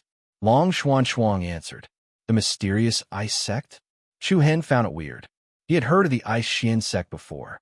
It was a big sect with a lot of power. However, it was located in an extremely cold place in the East Continent. Moreover, it was far away from the Hundred Kingdoms region. Why would Long Xuan suddenly want to go there? Long Xuan saw through his confusion and explained, yesterday, I received a handwritten letter from my mentor at the Bright Moon Academy. She received news that the mysterious ice sect will be recruiting new disciples in a few months' time. So, she suggested that I give it a try, a letter from the Imperial City? Chu Hen's brows slightly wrinkled. Yes, Long Xuan nodded. You don't have to think too much about it. Master Lin has always taken good care of me in the academy, and she's always on my side. Moreover, I was the one who contacted her first, so she knew that I was in the Hidden Wind region. Long Qingyang chimed in. I've met that Master Lin before. She really dotes on your second sister like she's her own daughter, so her suggestion should be for the best for your second sister. Hearing what the two said, the doubts in Chu Hen's heart were dispelled quite a bit. After all, it was a letter from the capital, so Chu Hen was worried that it was a trick of the Sacred Star Empire. Of course, among the three of them, Long Xuan was actually the most mature. In the past, Long Zhan was the least worried about his daughter. Chu Hen also knew that Long Xuan's decision was made after careful consideration, so there was nothing much to say. Sigh. Chu Hen smiled helplessly. What's wrong? Long Xuan asked. I was just about to tell you that I'm planning to head out for training in a few days as well, but I didn't expect it to be so coincidental. You're leaving too? Su Yurong blurted out first. Chu Hen nodded solemnly and looked at Long Qingyang apologetically. I'm sorry. Big brother, I can't stay here to help you manage the family. However, Long Qingyang raised his brows and patted him on the shoulder. We're brothers, so there's no need for such formalities. Actually, even if you didn't say it, I would have chased you away in a few days. This place isn't suitable for you. Wah, no way. Big brother, how can you be so heartless? I just helped you get a vein of resources, And you're chasing me away? Chu Hen joked. Long Qingyang laughed exasperatedly. "Uff, don't make fun of your big brother. Do you think I don't know what you're thinking?" Long Qingyang had understood from the Sacred Star Empire that even the vast Hundred Nations province could not contain Chu Hen. Perhaps one day, Chu Hen might even break out of the vast eastern continent. As the closest family member, Long Qingyang would not restrict Chu Hen's wings. However, as they were about to part, there was a faint sense of sadness and reluctance. "Oomph, you're leaving after only knowing him for a few days. How boring." Su Yurong seemed a little dissatisfied. Chu Hen laughed. "What? Miss Yurong, are you reluctant to part with me?" "TCH, who's reluctant to part with you? Don't flatter yourself. How could Big Brother Qingyang have a younger brother like you?" "Big Brother Qingyang?" Chu Hen raised an eyebrow and grinned wickedly. "Haha, you're quite affectionate. Cough, cough. Big Brother, shouldn't you secretly give me a red packet? What are you talking about?" Su Yorong's beautiful eyes widened and her pretty face reddened. Long Qingyang shook his head helplessly. Why did this guy become so frivolous all the time? "Third brother, stop fooling around. But where are you going next? Do you want to go to the I Xian sect with your second sister?" Long Qingyang asked casually. Chu Hen shook his head and glanced at Long Xuanxuang. "Second sister's I Soul battle body is more suitable for the I Xian sect. If I go there, I probably won't be able to make much use of my strength." "That's true. Do you have any other choice?" "Shura's sect. Let's go there first. My teacher Shilan from the Tensei Prefecture is in the Thousand Crane sect. It's closer to Shura's sect, so I can go look for her there." Previously, Chu Hen had asked around and roughly understood the geography and basic situation of the major sects in the Hundred Nations continent. Of the 5 sects that possess Star Soul Pearls, the Illusory Rain sect, Shura sect, and Otherworldly Spirit sect were in the Hundred Nations continent, while the Imperishable Pavilion and Skycloud Manor were outside the Hundred Nations continent. Of course, the Hundred Nations continent was vast and had many dangerous places. Other than the Illusory Rain sect, Shura sect, and Otherworldly Spirit sect, there was also the Thousand Crane sect, Heavenly Sword Pavilion, and other powerful sects. Since Chu Hen had already set collecting the 7-star soul pearls as his goal, he naturally had to start with the sect that had stolen the star soul pearls from the 7 souls' ancient kingdom. The Shura sect was a sect that mainly trained in the art of killing. The disciples in the sect were all brave and good at fighting, possessing extremely strong combat strength and killing ability. It was rumored that the inner court disciples were all extremely ferocious, especially the core disciples, who had extraordinary strength and outstanding talent. Such a sect sounded a little cruel and merciless. However, Chu Hen understood that the crueler a place was, the faster one would grow. This world had never been kind to anyone. Chapter 374. 3 days later, after a small gathering with Long Qingyang, Su Yurong, and the rest of the Long family, Chu Hen and Long Xuanxuang left the Hidden Wind region's Lang City. Before leaving, Su Yurong promised Chu Hen that if the clan of generals encountered any unsolvable problems in the Hidden Wind region, the Su family would do their best to help. With Su Yurong's promise, Chu Hen and Long Xuanxuang no longer had anything to worry about. Scree, a snow-winged eagle spread its arms and flew majestically through the sky. On the eagle's back, Chu Hen looked at the elegant Long Xuanxuang and said, "We'll be out of the Hidden Wind region's territory soon. We should head in different directions." Long Xuanxuang nodded. The mysterious ice sect she wanted to go to was to the south of the Hundred Nations province, while the Shura sect Chu Hen wanted to go to was to the west. "Is there anything you want to say to me?" Long Xuanxuang asked. Chu Hen shook his head slightly.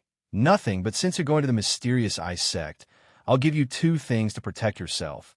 Buzz buzz. Suddenly, a bright purple light flashed on Chu Hen's body. The air became chaotic, and a pair of intricate purple wings fell into Chu Hen's palm. Then a white light flashed, and a golden bell over 2 meters tall appeared in front of Long Xuanxuang. "This is the flying spiritual weapon, purple shadow wings, and the illusionary spirit bell. Take them with you." "What about you?" Long Xuanxuang asked. "I've already entered the void-piercing realm. I don't need these purple shadow wings anymore. Chu Hen, who had stepped into the void-piercing realm, could directly fly in the air and no longer needed to rely on a flying spirit artifact. Although the purple shadow wings could still increase his speed, for Chu Hen, who had the Alcade movement technique, it was useless. It couldn't be any better than giving it to Long Xuanxuang.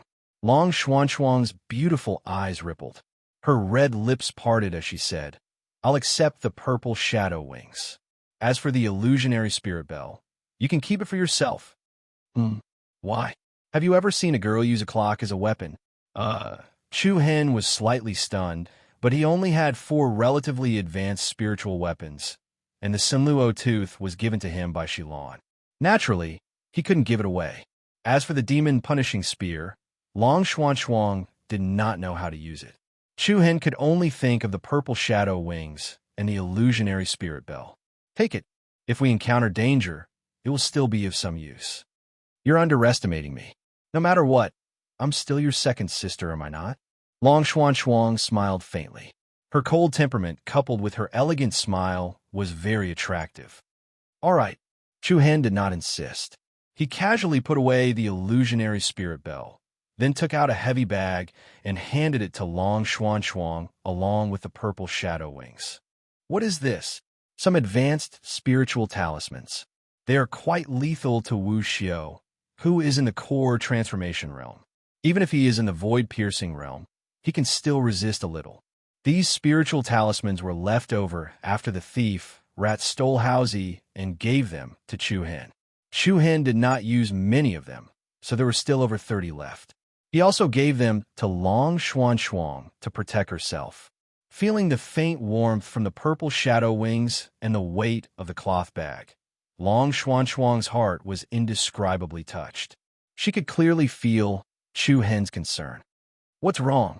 Chu Hen saw that the other party's expression was a little strange, so he could not help but ask. It's nothing. Long Xuanxuang shook her head and said softly, "Be careful outside. And you too." Chu Hen felt a little surprised when he saw the touch of tenderness in Long Xuanxuang's eyes. In his memory, the other party did not seem to show this kind of emotion. It was a little gentle, a little sad, and a little reluctant, but more than that, it was a kind of hope. Chu Hen raised his eyelids and suddenly said, "Do you want to hug again?" Long Xuanxuang was slightly stunned. Then she smiled and leaned forward, gently hugging Chu Hen. "Take care. I will. Also, there's one more thing I want to tell you. In fact, I lied in the back mountain of Lang City last time. Second sister, your hug is warm, so you don't have to worry about not being able to get married in the future. You take care. Goodbye." After saying that, Chu Hen let go of Long Xuanxuang and moved away from the back of the snow-winged eagle. Long Xuanxuang hurriedly looked sideways at him, who was suspended in the void. She clenched her jade-like hands and called out softly, "Take care of yourself. No matter what you do, don't be as impulsive as before." "Got it. I'll go to the Ice Xian sect to see you when I have time." Chu Hen waved his hand and laughed heartily. Screech, the snow-winged eagle gradually flew away and finally turned into a black dot and disappeared in the sky ahead. Chu Hen's eyes were surging with a faint wish, and he secretly said in his heart, "Have a smooth journey." Then, Chu Hen also began to embark on his own journey of cultivation. After a brief moment of sadness, Chu Hen slowly felt relaxed, as if he was a fish in the vast sea and a bird flying in the vast sky. This was his first time traveling outside, and his heart was mixed with novelty, carefree, and a kind of freedom. This was a novel feeling that every young genius who went out to train for the first time would have. The 100-nation state was a vast land with abundant resources, and it was a land of outstanding people. Although it was called the 100-nation state, in fact, it had more than 10,000 forces, big and small. If some small countries with a population of only a few million or a few 100,000 were included, it was far more than the number of the 100 nations. However, the 100-nation state was huge, but in fact, it was the sects that truly dominated the area. Compared to some of the sects with a long history, the 6 great dynasties were considered nothing. Since ancient times, The only dynasty that could be mentioned in the same breath as the Sex and the 100-nation state was the Seven Souls Ancient Kingdom, which had already disappeared. After all, the Seven Souls Ancient Kingdom was besieged by a few sects, and that was why its territory was destroyed. After parting ways with Long Xuan, Chu Hen headed to the west of the 100-nation state. If he wanted to head to the area where the Azura sect and Thousand Crane sect were located, Chu Hen practically had to cross more than half of the 100-nation state. Besides the Misty Wind dynasty, he also passed by a few small and medium-sized countries. Along the way, he passed by many barren mountains and rivers, dangerous areas, and forbidden areas. There were many times when Chu Hen almost suffered a lot of losses because of his lack of experience. Many places that looked calm and tranquil, with pleasant scenery, were actually hiding many dangers. He even encountered many bandits and mounted bandits that were blind. He encountered all sorts of encounters. However, this was exactly what Chu Hen hoped to encounter. If it was too peaceful, it would be meaningless. Soon after, more than 2 months had passed, and Chu Hen arrived at a place called Song City. This city was connected to all directions, and it was equivalent to the hub of the 100-nation states' central and western regions. Due to the unique terrain, countless merchants, bounty hunters, and mercenaries from all walks of life gathered in this place. All sorts of shops were set up on both sides of the wide street. The loud and clear shouts filled the city with vitality and vitality. "Sir, what would you like to order?" As soon as Chu Hen sat down at a tea stall on the side of the street, a young waiter walked over with a warm smile on his face. Chu Hen ordered a pot of hot tea and a few pastries. He casually gave the waiter a high-grade crystal stone. In the past, this kind of roadside stall could only be seen selling middle-grade primordial crystal stones. When the waiter saw the bright and resplendent high-grade primordial crystal stones, his eyes immediately widened, revealing excitement and surprise. "Thank you, sir." "Thank you." Chu Hen smiled faintly and said, "Waiter, let me ask you something. How far is Azura City from here?" "Azura City? Sir, where are you going?" "Yes." Azura City was the largest city under the Azura sect jurisdiction. Arriving at Azura City was equivalent to arriving at the Azura sect. The waiter said anxiously, "Sir, Azura City is still far away. It's at least a month's journey. Moreover, if you want to go to Azura City, you must pass through the border of the Myriad Demon Ridge. If you're alone, I advise you to find a team to accompany you." Recently, the Myriad Demon Ridge isn't very peaceful. Myriad Demon Ridge. Chu Hen frowned slightly. The Myriad Demon Ridge was also known as the 10,000 Beasts Ridge. He had heard of it before. It was definitely a famous death zone in the 100-nation state. Countless powerful demon beasts gathered in the Myriad Demon Ridge. Ordinary people would tremble in fear when they heard about it. Even some bounty hunters who lived on the edge of a knife would not dare to casually enter and exit the Myriad Demon Ridge. "What do you mean it's not peaceful?" Chu Hen continued to ask. The waiter glanced at the surrounding streets with slight fear before saying in a low voice, "Sir, I won't hide it from you. Recently, a myriad of beasts will howl at the same time every night in the Myriad Demon Ridge. The howl is earth-shattering and can shake the stars and moon. In the dead of night, even our Song City can hear the sound. For a time, it caused everyone to be on tenterhooks." "There's such a thing?" Chu Hen was even more surprised. "Then I wonder what's causing the trouble?" "Hee, sir, you're thinking too highly of me." The waiter grinned embarrassedly. "How would I know what exactly happened? But I heard that 1,000 years ago, the 10,000 Beasts Ridge was a demon sealing ground. In the depths of the 10,000 Beasts Ridge, a shocking demon beast was sealed there. But these are all scattered rumors. In reality, no one has seen it with their own 2 eyes. But it's a fact that the 10,000 Beasts Ridge isn't peaceful. I can only advise you to be careful."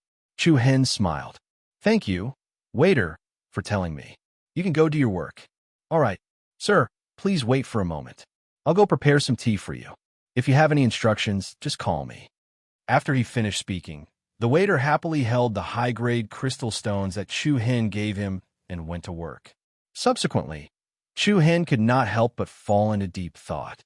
What's the situation with the 10,000 beasts ridge? Is the waiter exaggerating, or is it true? Forget it. Chu Hen shook his head. I'll find out when the time comes. Chapter 375. In front of Chu Hen was a simple tea stall.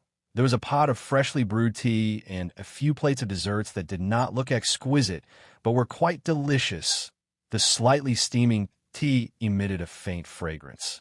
To Chu Hen, who had trained outside for 2 months, there was an indescribable feeling of satisfaction as he quietly sat there and drank the hot tea while looking at the various groups of people coming and going on the street. As the hub city that connected the central and western regions of the Hundred Kingdoms province, there was a large flow of people passing through Song City every day. Most of them were outsiders who were passing through Song City to rest and reorganize themselves. Usually, when trading caravans passed through the 10,000 Beast Ridge, they would hire some mercenary groups to ensure the safety of their caravans and goods. It could be said that Song City was a place where good and bad people mixed together. Hey, have you heard? More than 50 people from the Evil Hand team went to explore the 10,000 Beasts Ridge yesterday, but they were completely annihilated. F***CK, are you serious?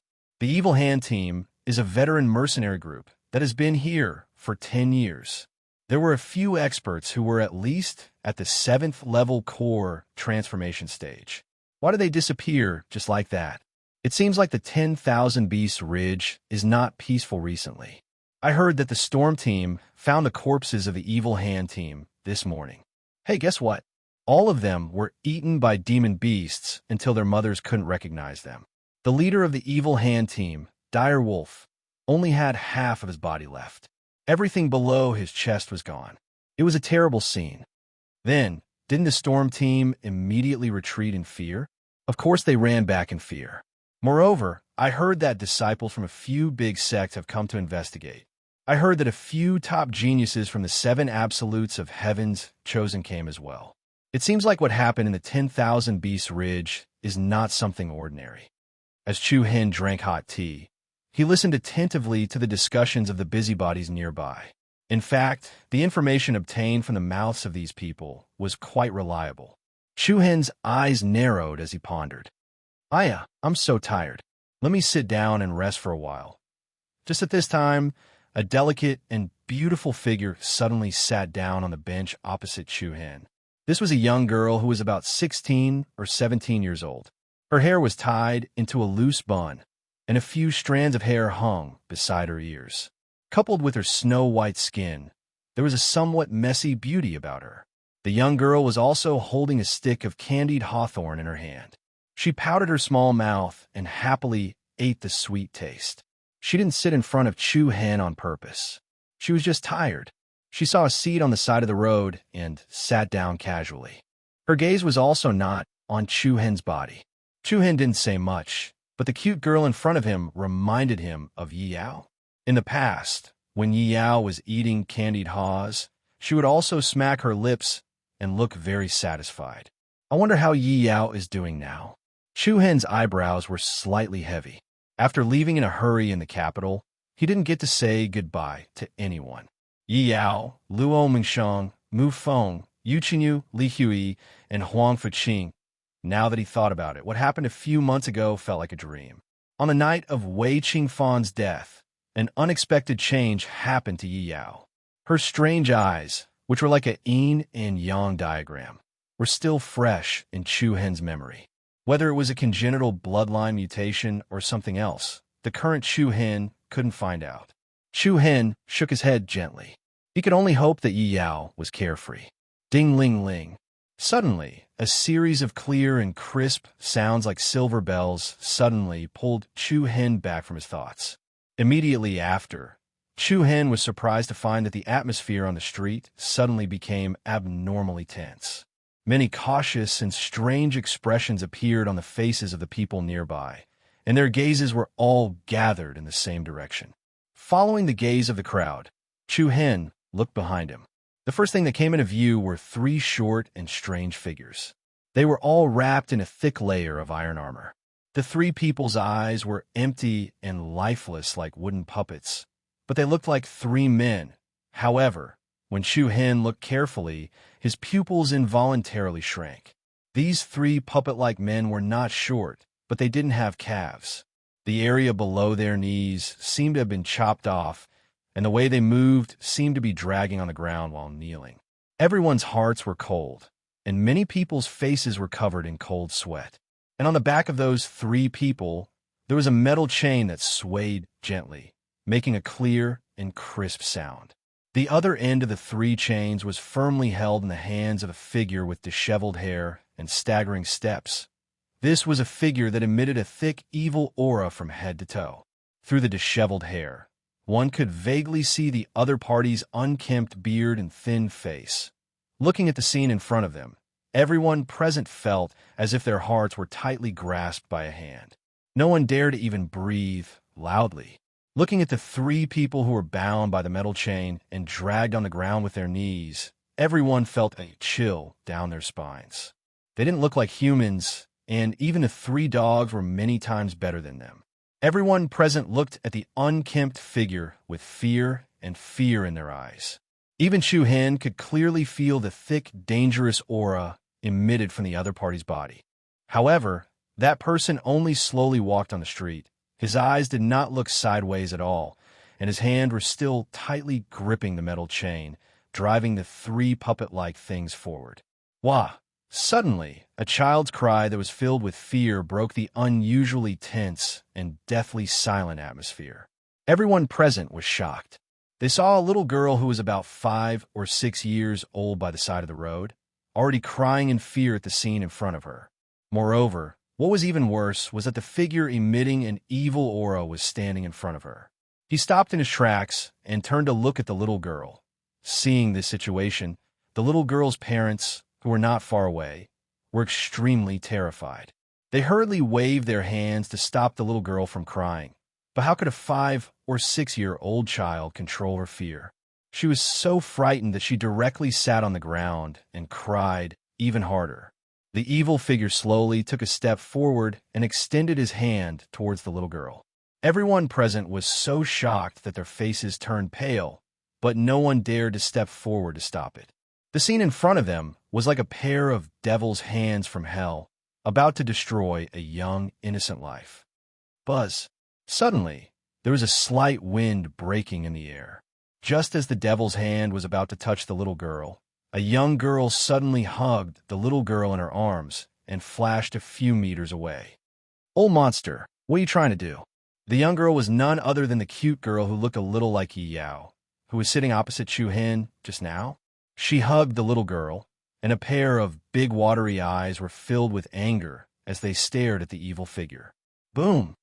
In the next moment, an extremely cold wind swept over. The strange figure's eyes turned cold, and the 3 iron-armored monsters that had no legs suddenly erupted with a terrifying aura. The 3 of them trembled violently, and each of them looked up to the sky and let out a sharp roar like that of an evil spirit. In an instant, the world became a little dimmer. A strong wind suddenly rose, and a thick, dangerous aura spread out. The cute girl's face suddenly turned pale. At this moment, she felt a deep sense of powerlessness, as if the person standing in front of her was an unparalleled evil spirit. The 3 terrifying monsters were like evil creatures that were about to break free from their shackles, and their aura was unusually terrifying. Just as everyone was secretly breaking out in cold sweat for the young girl, the monstrous figure gently shook the metal chain in his hand. What surprised everyone was that the 3 monstrous creatures actually calmed down, and the evil aura they were releasing also quickly retracted. The 5 or 6-year-old girl was so scared that she was stunned, and she cried intermittently, looking very pitiful. Ding-ling-ling. Accompanied by the crisp sound of the iron chain, the evil figure did not continue to be angry, and ordered the 3 monsters to slowly leave. Chapter 376. Ding-ding. As the sound of the metal chains colliding gradually faded away, everyone's suspenseful hearts finally calmed down. Looking at the monster that gradually disappeared in front of them, many people still had lingering fear and dread in their eyes. Who was that person just now? That was too scary. I've never been so scared before. I don't know. I was also scared just now. I almost peed my pants. Oomph, look at you all. You're all so useless. You're not even as good as a little girl. Tisk, stop making sarcastic remarks. Don't think I didn't see that when that monster passed by you. Your hands were shaking. Looking at the people around him who still had lingering fears, only Chu Hen was able to remain calm. However, what could not be denied was that just now, Chu Hen also felt the terrifying aura and powerful pressure that originated from the strange person. Chu Hen's eyes narrowed slightly. He gently let out a sigh of relief and muttered to himself, "This person's strength can be said to be unfathomable. The world is so big, but the 100 Kingdoms is really full of crouching tigers and hidden dragons." Soon after, Chu Hen's gaze turned towards a young girl who had saved the little girl just now. The little girl's parents thanked her profusely. However, the young girl smiled faintly. "It's all right. You don't have to be so polite."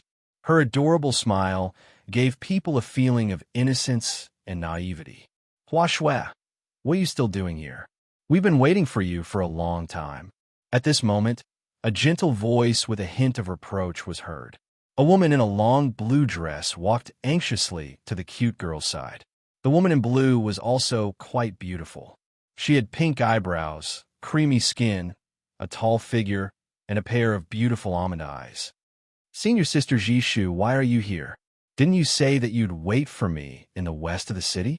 The cute girl blinked her big eyes as she hid the candied fruit in her hand behind her back. The woman in blue named Jishu shook her head helplessly. "I knew it wouldn't do to let you be alone. You only know how to play all day. Don't forget that we still have business to attend to." Hua Shui pouted and said with slight dissatisfaction, "But I'm tired. I just found a place to rest for a while, and then you came over." All right. I'm not going to talk to you here." Nongshi has already sensed the aura of the blue Ran sword. "He's in this city. Let's hurry up and meet up with him." "Really?" Hua Shui immediately put away her indifferent expression when she heard what he said. His expression became rather solemn. Without another word, the two women left the place in a hurry. As the saying goes, the speaker has no intention, but the listener has the intention. Not far away, Chu Hen looked at the backs of the two people in surprise. From their conversation just now, it seemed like they were looking for someone. However, it could also be judged that they were inexperienced and did not have a strong sense of guarding against others. Otherwise, they would not have let others know their intentions so easily. Of course, although he was curious, Chu Hen did not have the intention to meddle in other people's business. He casually placed a middle-grade primordial crystal stone on the table and was about to leave after paying the bill.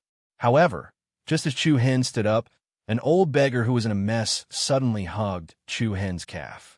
"I'm so pitiful. I haven't eaten for a few days. Give me some money to buy 2 steam buns. Thank you for your family.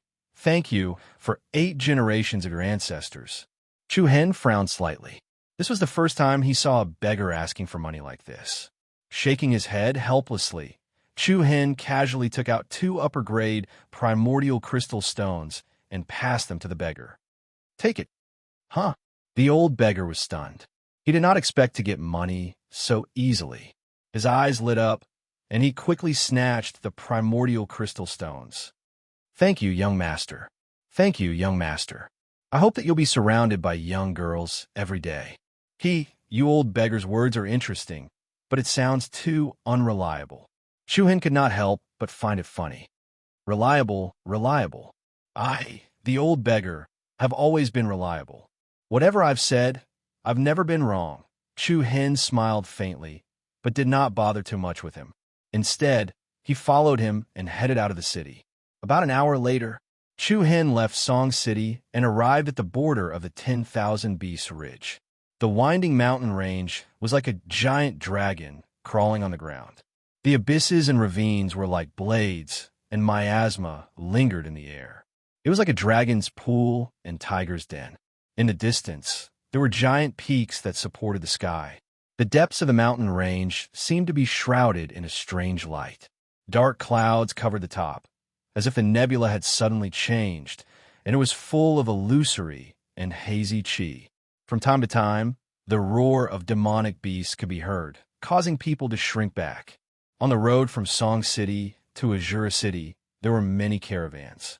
Everyone did not dare to rashly set off because they were afraid. Little brother, could it be that you are heading to Azura City? Just when Chu Hen was about to head to the Azura City by himself, an old man in his 50s suddenly walked up to him and asked, "Why are you here?" Chu Hen nodded and replied faintly, "What's the matter, old mister?" "It's like this. I just happen to be in charge of a caravan heading to Azura City. Little brother, if you're willing, you can come with us. I can see that little brother should also be a martial artist. If little brother is able to put in a bit of effort on the way, we will give you a corresponding reward." I wonder what little brother thinks. The old man's meaning was very simple. It sounded like he was hiring Chu Hen. However, he was vague about the remuneration. He was obviously a shrewd veteran in the business world. Chu Hen smiled and agreed rather straightforwardly. It did not matter whether he wanted the remuneration or not. After all, it was Chu Hen's first time traversing the myriad demon ridge. It was not a bad idea to travel with some experienced people. Hee, little brother, this way please. You can call me Uncle Fu or Old Man Fu. The old man led Chu Hen to the front of a caravan. There were 4 caravans in the caravan. 3 were carrying goods, and 1 was carrying people. Other than the original dozen or so people in the caravan, there were less than 20 strong and burly men. These burly men were dressed in uniform. Among them, a fierce man with a bloody wolf tattoo on his arm looked at Chu Hen with disdain. "Hey, I say, Old Man Fu, are you looking down on our Blood Wolf group? Since you hired us, what's the meaning of looking for a soft and tender little brat?" Blood Wolf group leader is thinking too much. This little brother is just following us. I don't have any other intentions. Old Man Fu waved his hand and laughed dryly. "Oof." The Blood Wolf group leader sneered and said, "Our Blood Wolf group takes on missions based on the number of people. Now that you have added this little brat, you have to add 1 more person." This, old Fu slightly furrowed his brows. From the corner of his eyes, he glanced at Chu Hen, who had a calm expression on his face. Shortly after, he lightly clapped his hands and said, "All right, 1 more person is 1 more person. Me too, me too." Suddenly, a dirty old beggar came out of nowhere. Without saying a word, he laid down on an empty seat on a caravan carrying goods. "I'm with him. Bring me along too." The old beggar pointed at Chu Hen and said. Chu Hen was stunned for a moment. This old beggar was none other than the old beggar who asked him for money at City Song and said a lot of unreliable things. "What are you doing? Come down quickly. Don't dirty our goods. Where did this crazy old man come from? If you don't come down, I won't be polite to you." Everyone hurriedly went up to chase him away, but the old beggar stubbornly refused to leave. He tightly hugged a box of goods with both hands and shouted loudly at Chu Hen. "I'm so pitiful. I'm not old, I'm not young, and I'm still missing a wife. Bring me to Azura City. If you bring me along, there will be young and beautiful girls around you every day. I, the old beggar, never lie. If I do, I'll be struck by lightning." The old beggar's craziness attracted many people's attention. Chu Hen was somewhat speechless. This old beggar was actually pestering him. "Can you not follow me? I really want to go to Azura City." The old beggar hugged the goods and didn't let go. Everyone couldn't do anything to him.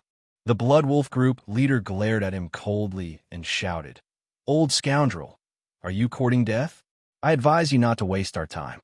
Otherwise, I'll break your bones." Hearing this, the old beggar was so scared that he cried. As he cried, he scolded, "Poor me.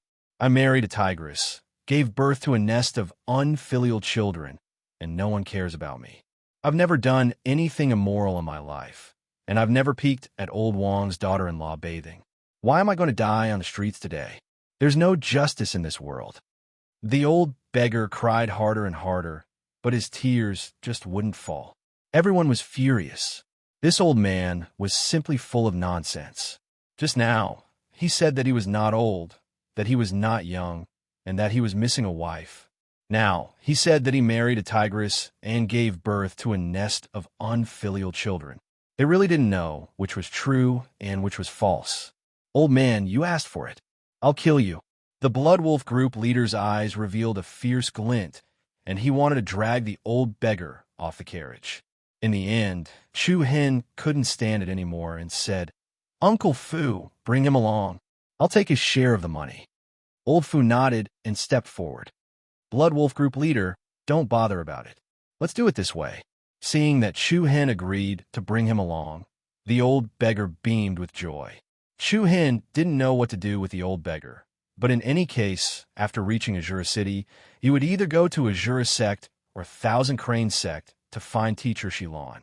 The old beggar wouldn't be able to follow him, so he might as well bring him along. The Blood Wolf group leader became even more dissatisfied. "A little demon and an old ghost. Old Fu, you're really kind. Why didn't I realize that you were a good person when I cooperated with you in the past?" Old Fu laughed dryly but didn't retort. In truth, Old Fu was an astute person. After doing business for so many years, he had a pair of eyes that could see through countless people. Previously, Chu Hen planned to cross the Thousand Demon Ridge by himself. Recently, the Thousand Demon Ridge was not very peaceful, but such a young boy was so calm that he did not have any fear or fear. This was enough to prove that Chu Hen wasn't an ordinary person.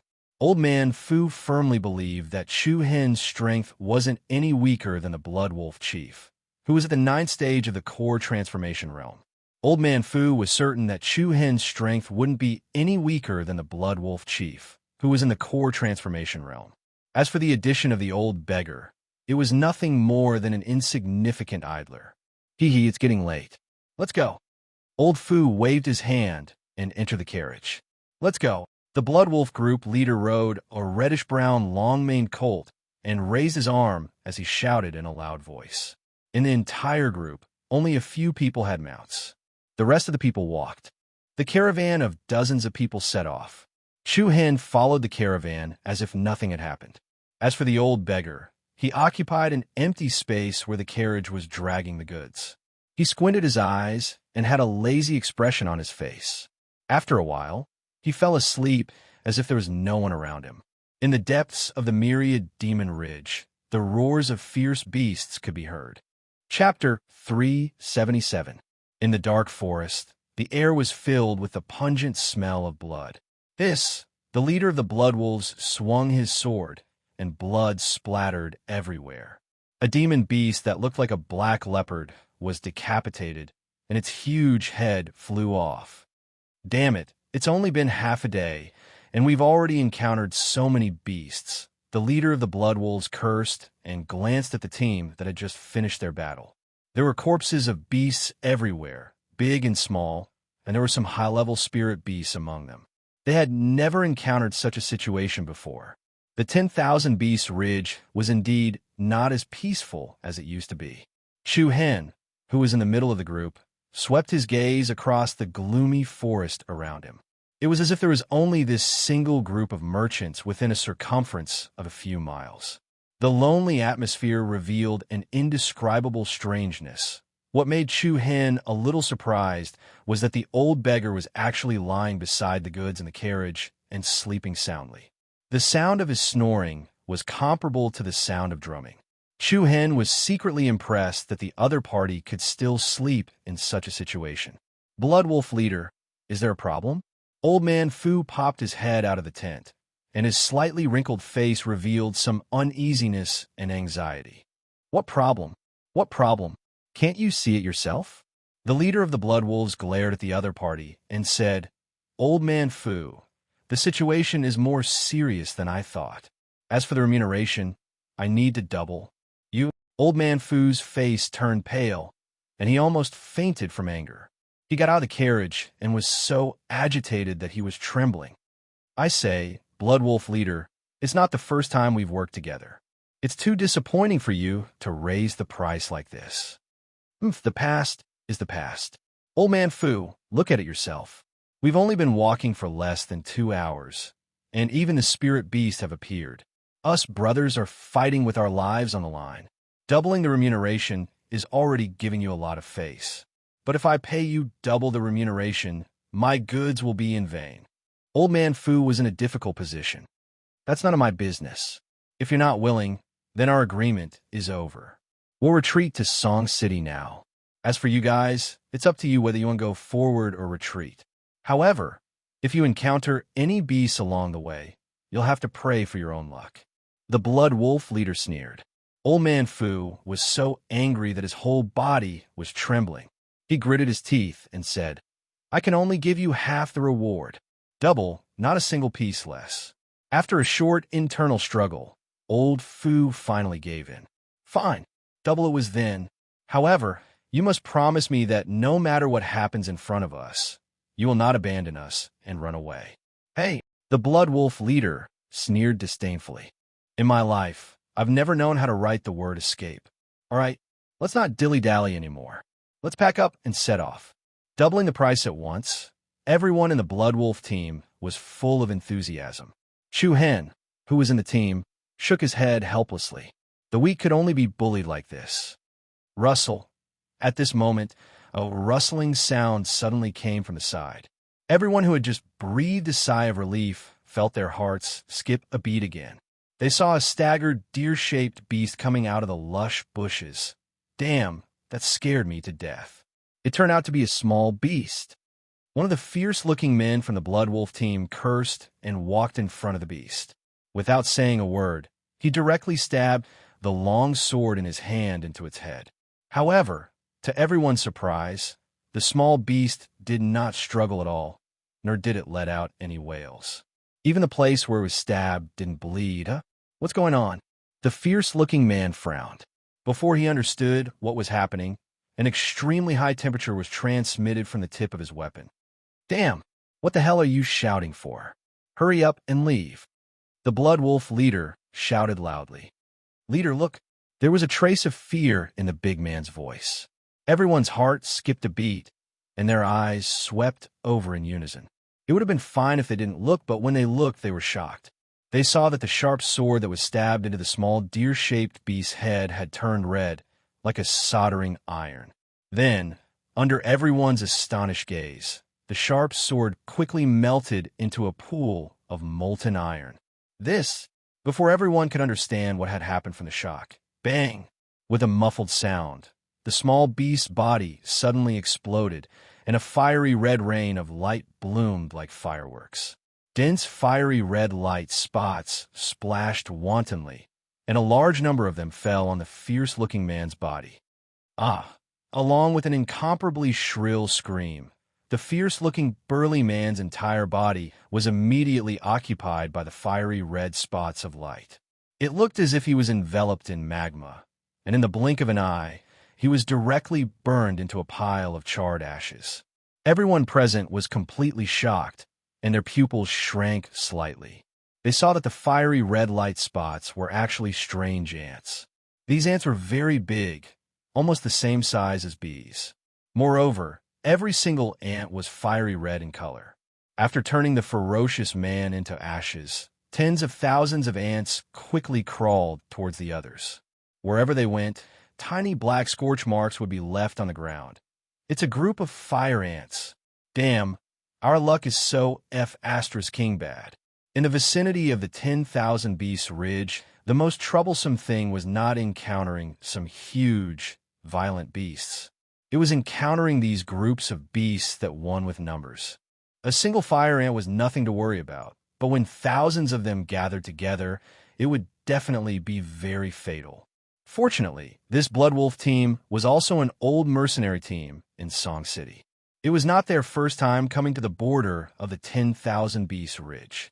When they encountered this kind of situation, they also had a way to deal with it.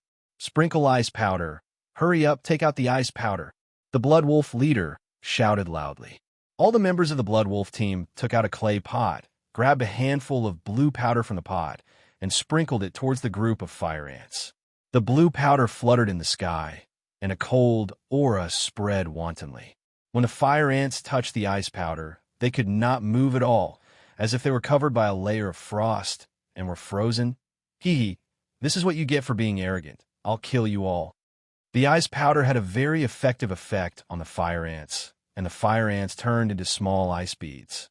Seeing this situation, Old Fu heaved a sigh of relief, but at the same time, he was worried about the rest of the journey.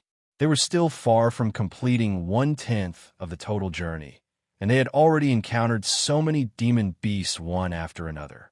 He really didn't know what was waiting for them. Boom! Suddenly, at this moment, an especially scorching wave of air suddenly assaulted them. Accompanied by a strange, ear-piercing howl, a huge creature emerged from the fallen trees. It was a huge fire ant more than 10 meters tall, with dark red skin, slender and long tentacles covered with sharp barbs, and its sharp beak was divided into 4 parts. It looked like a man-eating flower. Seeing this thing, even the Blood Wolf leader's face turned pale, and his heart trembled. Oh my God, Fire Ant King, we're dead for sure. Other than Chu Hen, there was not a single person who was not terrified to the extreme. The Fire Ant King was a terrifying existence among the Beast Kings. Although it was only a Beast King of the lowest level for the Wolf Head team, it was an existence that they couldn't even look at directly.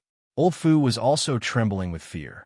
Although he knew that the Myriad Demon Ridge was not peaceful recently, he didn't expect it to be so chaotic. He had never seen a Beast King in his life, but today he saw one with his own eyes, and it was so close to him. What are you guys doing? You're so noisy that I can't sleep. The old beggar lying in the back of the carriage jumped up angrily and complained to everyone. Boom! Almost at the same time, the Fire Ant King directly spewed out a scarlet pillar of fire from his mouth. Like a crazily dancing flood dragon, the pillar of fire directly hit the dozen burly men of the Wolfhead Guild. All kinds of miserable screams mixed together, and the dozen men were instantly turned into burning men. In less than 2 blinks of an eye, there were more than 10 piles of ashes on the ground. My little darling, someone's dead. The old beggar screamed in fear and tumbled down from the carriage in a panic. The Blood Wolf leader was even more frightened, and he almost wet his pants. He grabbed the panic-stricken colt, jumped onto the back of the horse, and turned around to flee. Go, retreat, retreat. Old Fu was even more panicked, and he hurriedly begged, Don't go, don't leave us behind. Just now, you said that no matter what happens, you wouldn't leave us behind. *CK off. The Blood Wolf leader had already forgotten about the previous agreement. Not to mention Old Fu's caravan. Even his own team members had abandoned them and fled in panic. Go, let's go. Old Fu didn't dare to have any thoughts of moving forward. He simply abandoned the goods and only set up the carriage that carried the people, turning around and going back the way they came. Help! Don't leave this old beggar behind. The old beggar shrank under a big tree, but he was so scared that he couldn't even stand up. The Fire Ant King's huge eyes were full of human-like ridicule as he looked at the panic-stricken crowd. He opened his huge mouth that was like an iron pincer, and a fireball was spat out. In the process of moving, the fireball exploded, and a dense swarm of fire ants rushed out.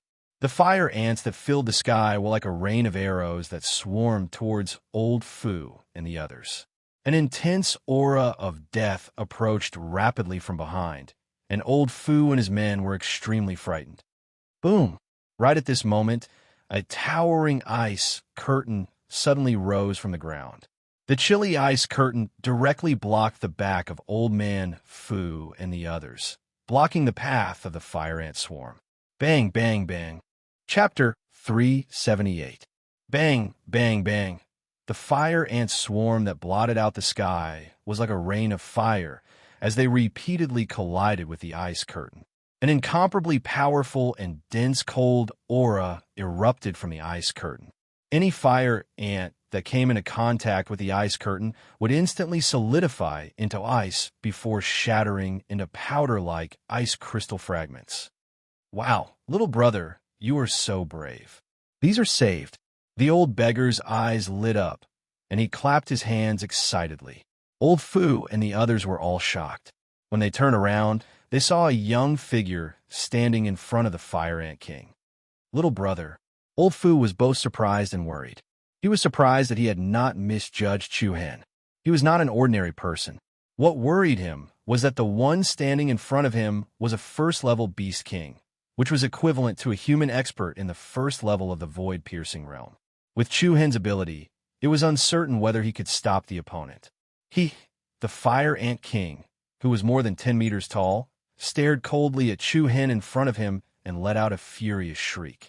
Then it opened its hideous mouth pincers that looked like man-eating flowers and spurted out another dragon like crimson flame. The scorching heat even caused the space to distort. Humph! The corner of Chu Hen's mouth raised into a disdainful sneer. His body moved, and along with the few fallen leaves on the ground, a bright silver light flashed in the air. Chu Hen flew out like a ray of light, raised his hand, and punched the incomparably hot pillar of fire. Bang! Big and small fireballs exploded from the center like a fairy scattering flowers. Chu Hen's offensive did not decrease at all. He passed through the layers of fire, curtains, and scathed. A white light flashed, and the limitless Fong surprisingly appeared in his palm. Buzz, a majestic aura burst out from Chu Hen's body. Circles of vigorous true inner force gathered on the blade. Chu Hen waved his blade, and the overlapping shadows of the blade whizzed toward the fire ant king like huge waves. Boom! A saber might that was as ferocious as a torrent swept over with mountain-toppling and sea-overturning momentum. A powerful gale swept down, and the might of a single saber strike sent the fire ant king's enormous body flying, smashing a large number of trees and plants. Oh my God! This little brother is actually so powerful. Old Man Fu and the others were pleasantly surprised and excited. It was as if they had seen their savior. Jewa, the fire ant king, rose to his feet angrily. Flames were soaring all over his body, making him look like a giant rock that had been soaked in magma. Has he gone crazy so quickly? Chu Hen slightly raised his eyelids. Holding the black saber, he did not even give the fire ant king a chance to burst into fury. Performing the shaking light body art, he drew a long, narrow shadow in the sky and dashed to the front of the enemy in the blink of an eye. Intense black brilliance was spurting out of the sharp saber. He raised his hand and slashed down. A black saber aura that seemed to be real pierced through the air and hit the fire ant king's enormous head solidly. Hiss! A series of crimson blood rain danced in the sky. The fire ant king's head was directly cut into two halves from the middle. The intimidating saber aura slashed all the way down. Then, the fire ant king's body was slashed apart, and all kinds of stinky internal organs and mucus sprayed all over the ground. Well, Old Man Fu and the rest of them were all dumbfounded. He had slain a beast king with only 2 attacks. The young man in front of them, who seemed to be less than 20 years old, had such terrifying capabilities. Awesome, awesome, awesome. The old beggar, on the other hand, was jumping up and down in excitement. The others couldn't help but swallow, thinking that the old beggar was indeed mentally strong. He was still so excited when the others were scared out of their wits. Hiss, hiss.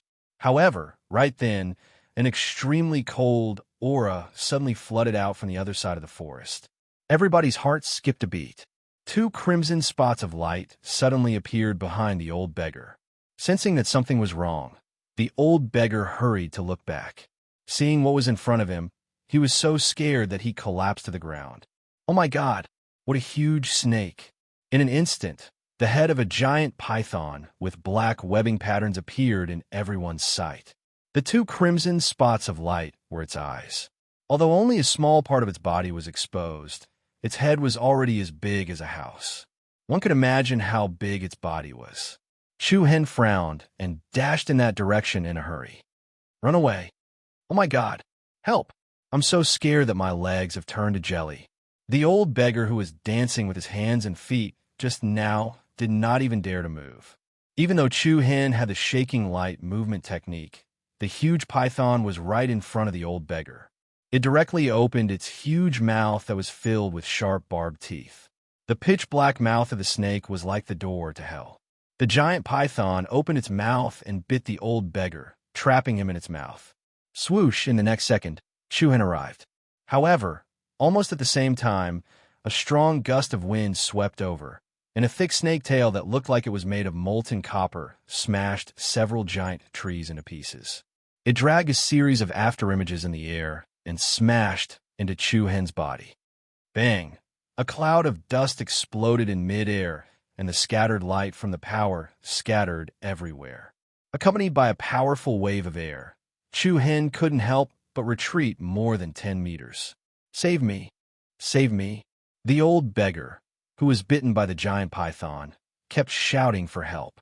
Little brother, save me. I, the old beggar, have done many immoral things in my life.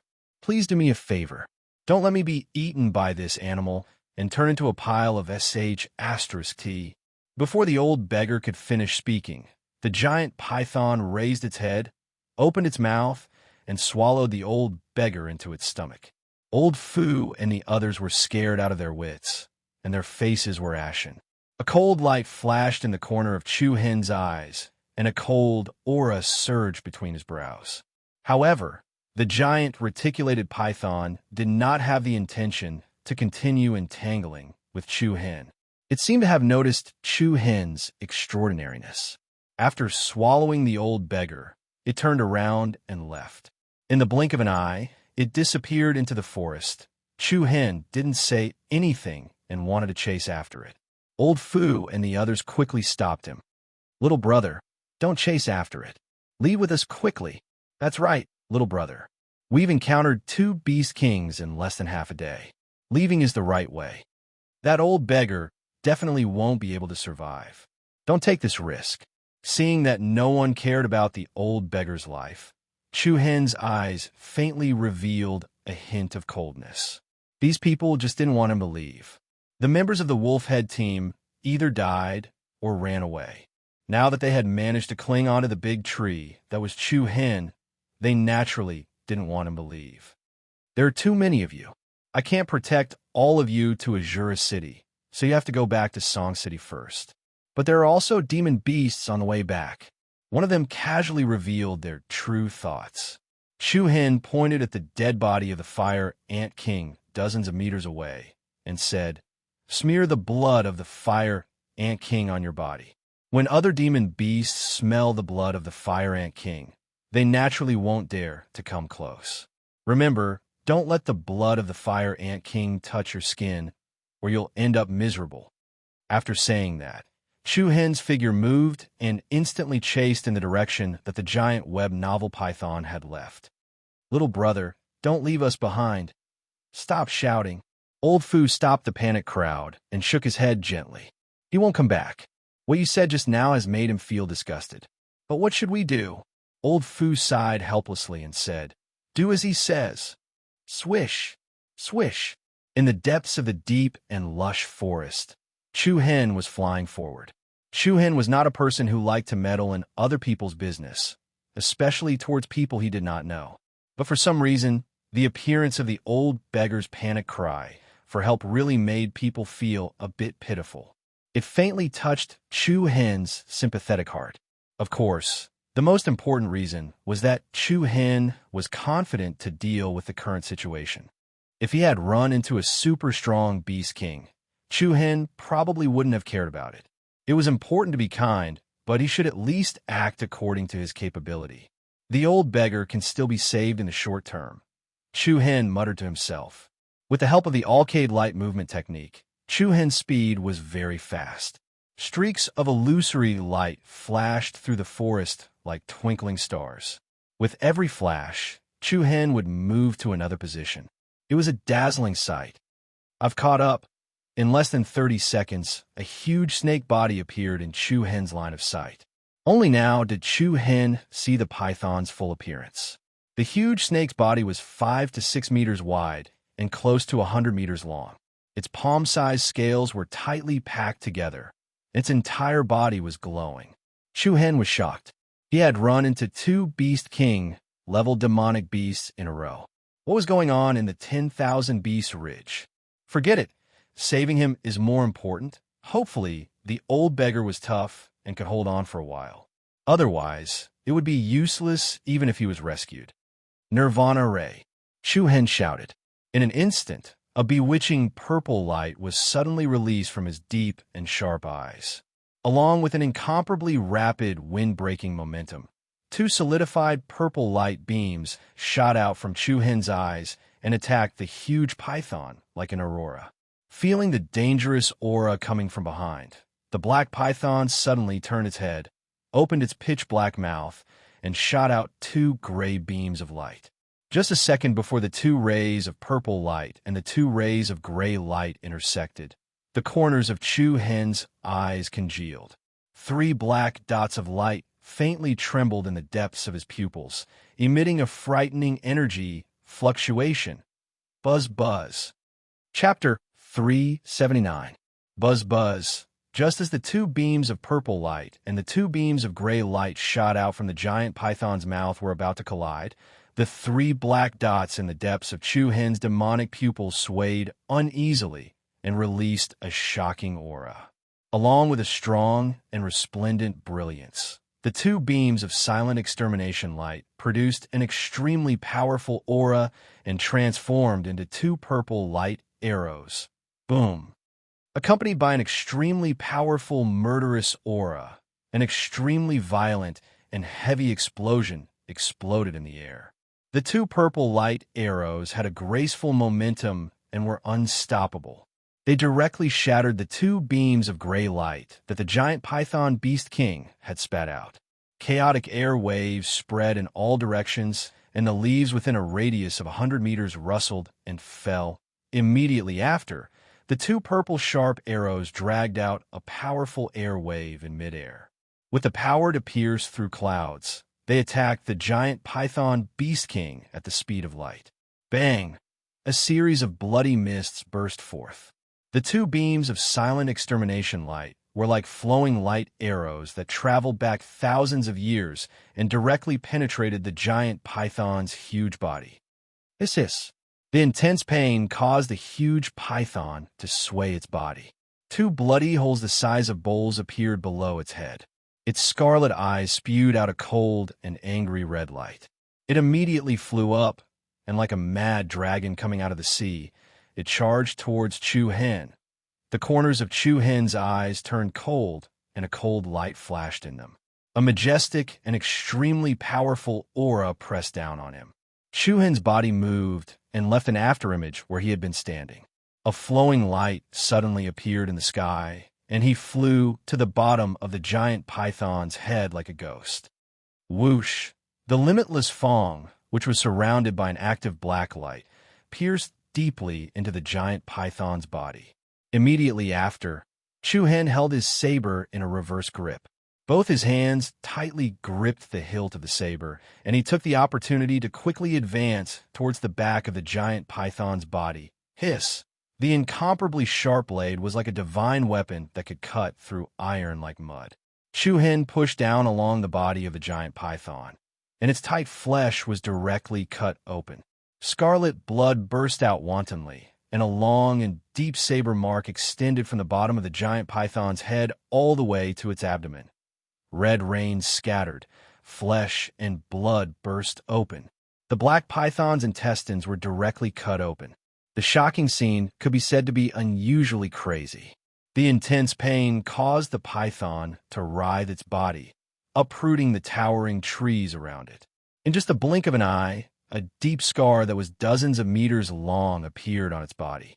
When Chu Hen rushed all the way to the back of the abdomen, his eyes turned cold, and a powerful suction force erupted from his hand.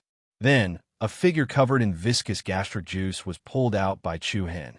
You're finally here. You scared this old beggar to death. Young man, I really didn't misjudge you. Without waiting for Chu Hen to speak, the old beggar was moved to the point of crying bitterly.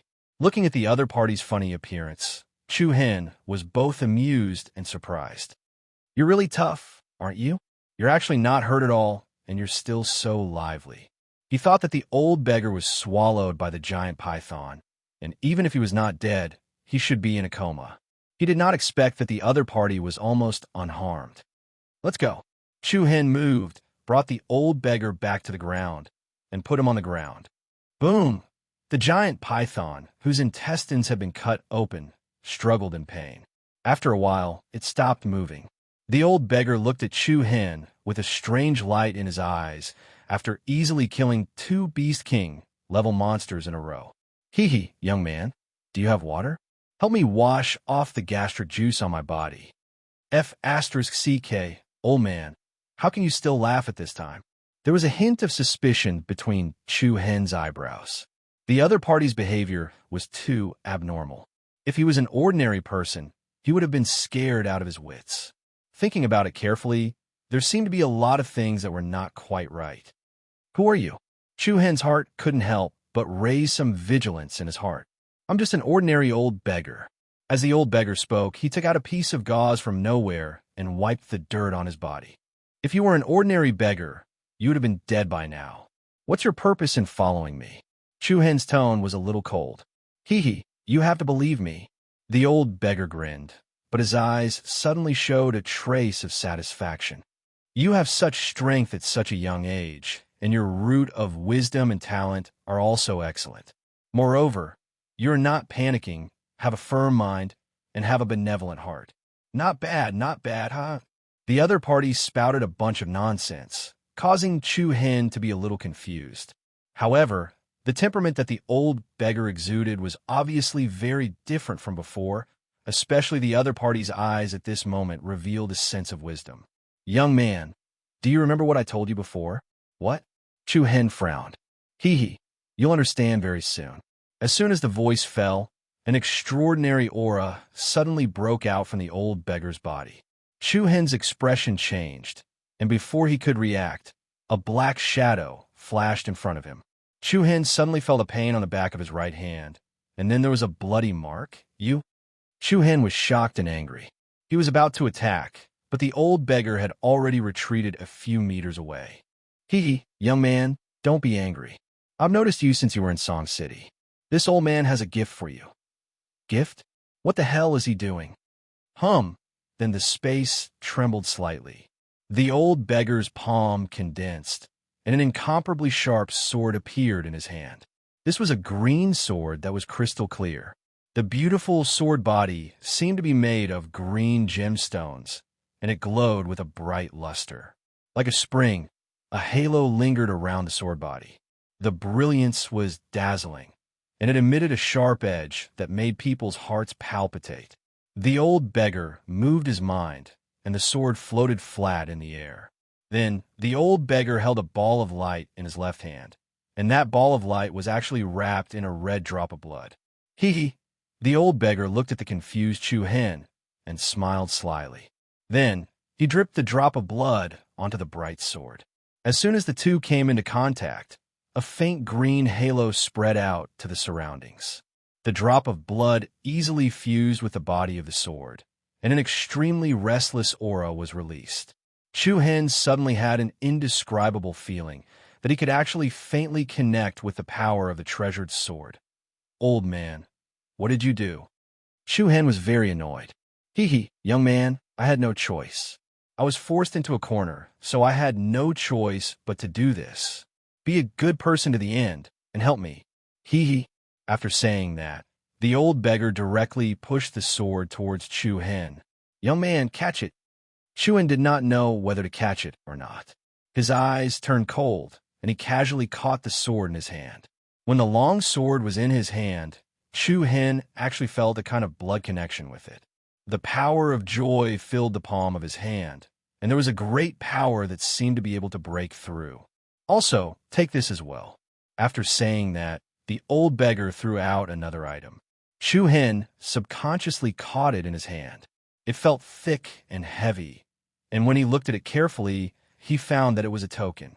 The token was black and white, and the two different colors intertwined with each other, looking a little strange. In the center of the token, there were two majestic words engraved.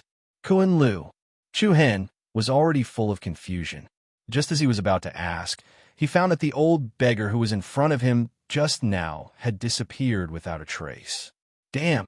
Chu Hen could not help but blurt out a curse, and then shouted, I say, old man, who are you? The proud laughter came from all directions into Chu Hen's ears. Young man, remember what I said before?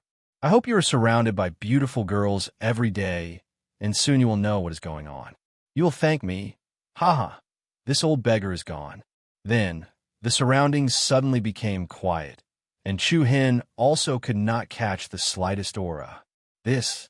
Chu Hen stood in the same place, and it took a long time for him to recover. From the beginning, he did not feel a trace of true essence in the old beggar's body, which could only mean one thing.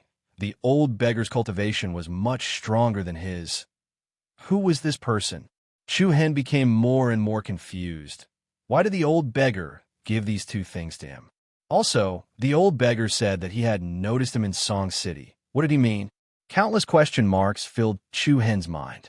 He looked down at the two items in his hands, a green sword that looked like it was made of gemstones, emitting a heart-palpitating sharpness. The black and white pattern token was engraved with the two words Kun Lu, revealing a majestic aura. It was undeniable that this was definitely a rare good sword in the world. But even so, Chu Hen still felt extremely uneasy. Forget it, let's leave here first. This place was already in the territory of the 10,000 Beasts Ridge. After all, it was not a rational thing to be in a daze here. Then, just as Chu Hen put the two items into his storage ring and prepared to leave, a wave of hurried wind-breaking power suddenly rushed towards him at high speed. Demonic beasts? No, it was a human. Chu Hen clenched his fists slightly, and the Yuan Dan in his body began to operate. Very quickly, three youthful figures suddenly appeared in front of Chu Hen one after another. We saw these three people. Chu Hen was obviously startled. He had actually seen two of them before. They were the two young girls he met in Song City. One was called Hua Shui. The other was called Ji Shu. The young girl called Hua Shui even saved a 5- or 6-year-old girl, almost angering the strange man who used the iron chain to control the three evil creatures. Other than Hua Shui and Ji Shu, there was another beautiful young girl. Nongqi, where is he? Where is he? Ji Shu opened her mouth and asked the beautiful girl.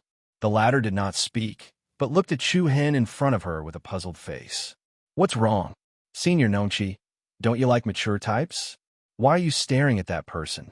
The cute Hua Shui blinked her big eyes and said. The girl called Nongqi frowned slightly, then answered firmly. Chapter 380. The Bai Ran's sword is with him. The young woman called Nongqi frowned slightly and stared at Chu Hen with a determined tone. What? On the side, Ji Shu and Hua Shui were both startled.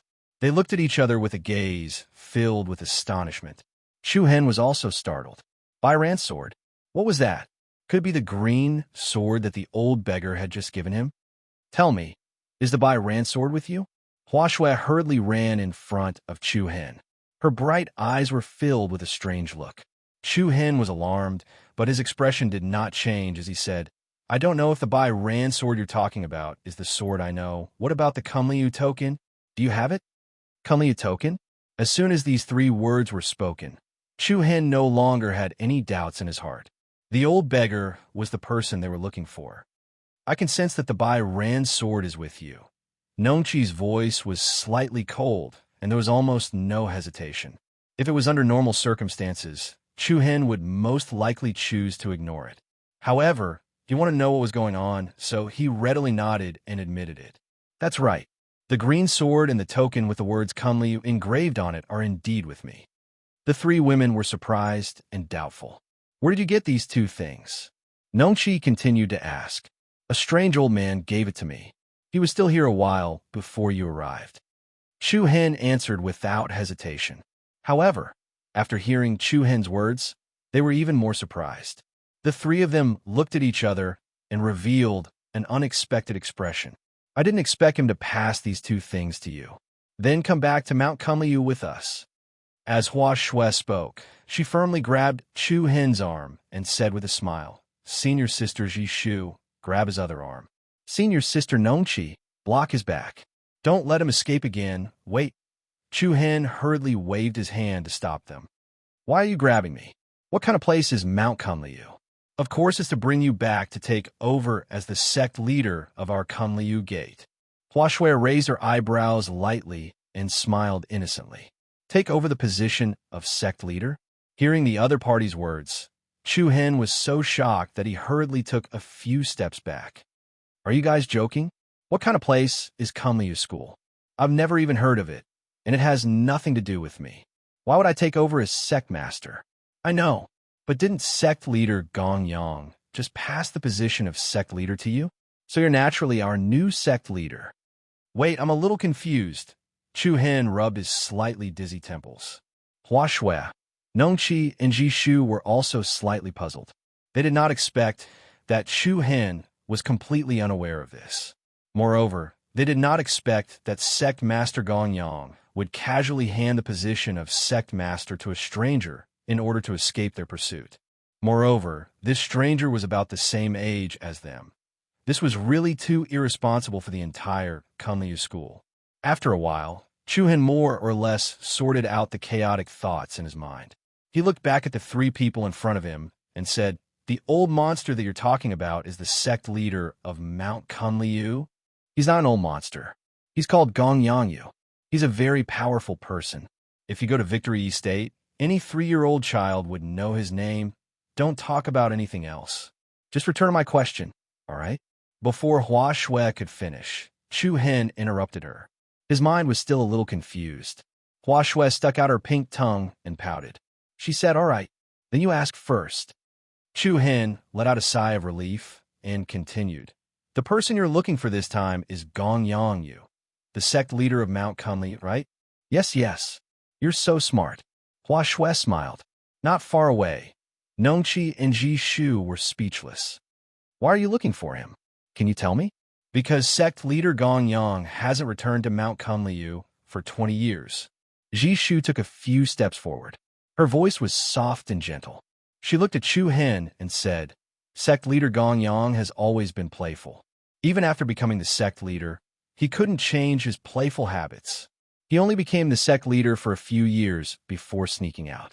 I thought he would return soon, but I didn't expect him to leave for 20 years. Ji Shu paused and continued.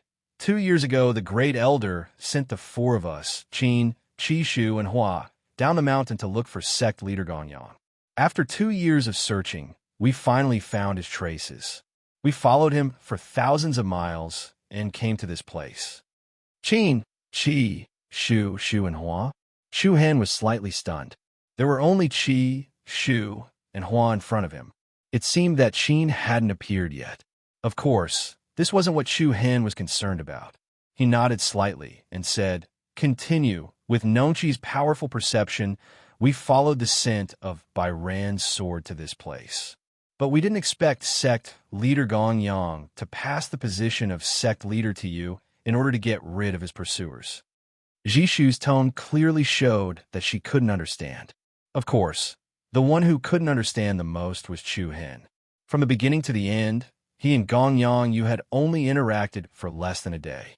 Why would the latter entrust such an important responsibility to him? Rather than saying that he entrusted it to him, it was better to say that he threw it to him. From Gong Yangyu's behavior, this also showed that the other party didn't want to go back even if there were 1,000 or even 10,000 of them. That was why he told Chu Hen that he had nowhere else to go and was forced into a corner. That was why he asked Chu Hen to be a good person until the end. Regardless of the consequences, he asked Chu Hen to help resist for a while. As for the future, if the other party was done playing around and thought things through, he would most likely take back the position of sect leader. "Do you have any more questions?" Ji Shu asked. Chu Hen smiled somewhat helplessly. "Since he doesn't want to go back, why do you guys have to force him? I've already waited for 20 years. It doesn't matter if I wait a few more years." "Things aren't like what you think." Nongqi shook her head, her beautiful eyes filled with faint worry. "Sect leader Gong Yang hasn't returned for 20 years. Kunliu's sect needs someone to control the situation. Just like how a country can't go a day without a ruler, a family can't go a day without a master. It's the same logic. I've said everything that needs to be said. Hurry up and come with us." Hua Shui was afraid that Chu Hen would also run away, so she grabbed his wrist again. Reality proved that Chu Hen had indeed refused. "You guys should go find Gong Yangyu. I'm really not interested in being the sect leader of Mount Kunliu." "Why? Countless people want to be the sect leader, but can't. Look at me. Which part of me looks like a sect leader? You guys know better than me that Gong Yangyu did this purely as a last-minute measure. Who knows? He might be regretting it now." Hurry up and go find him. Chu Hen was very clear about the gap between him and Gong Yangyu. Gong Yang's cultivation was unfathomable. 20 years ago, he was already a sect leader. Now, his strength must be many times stronger than before.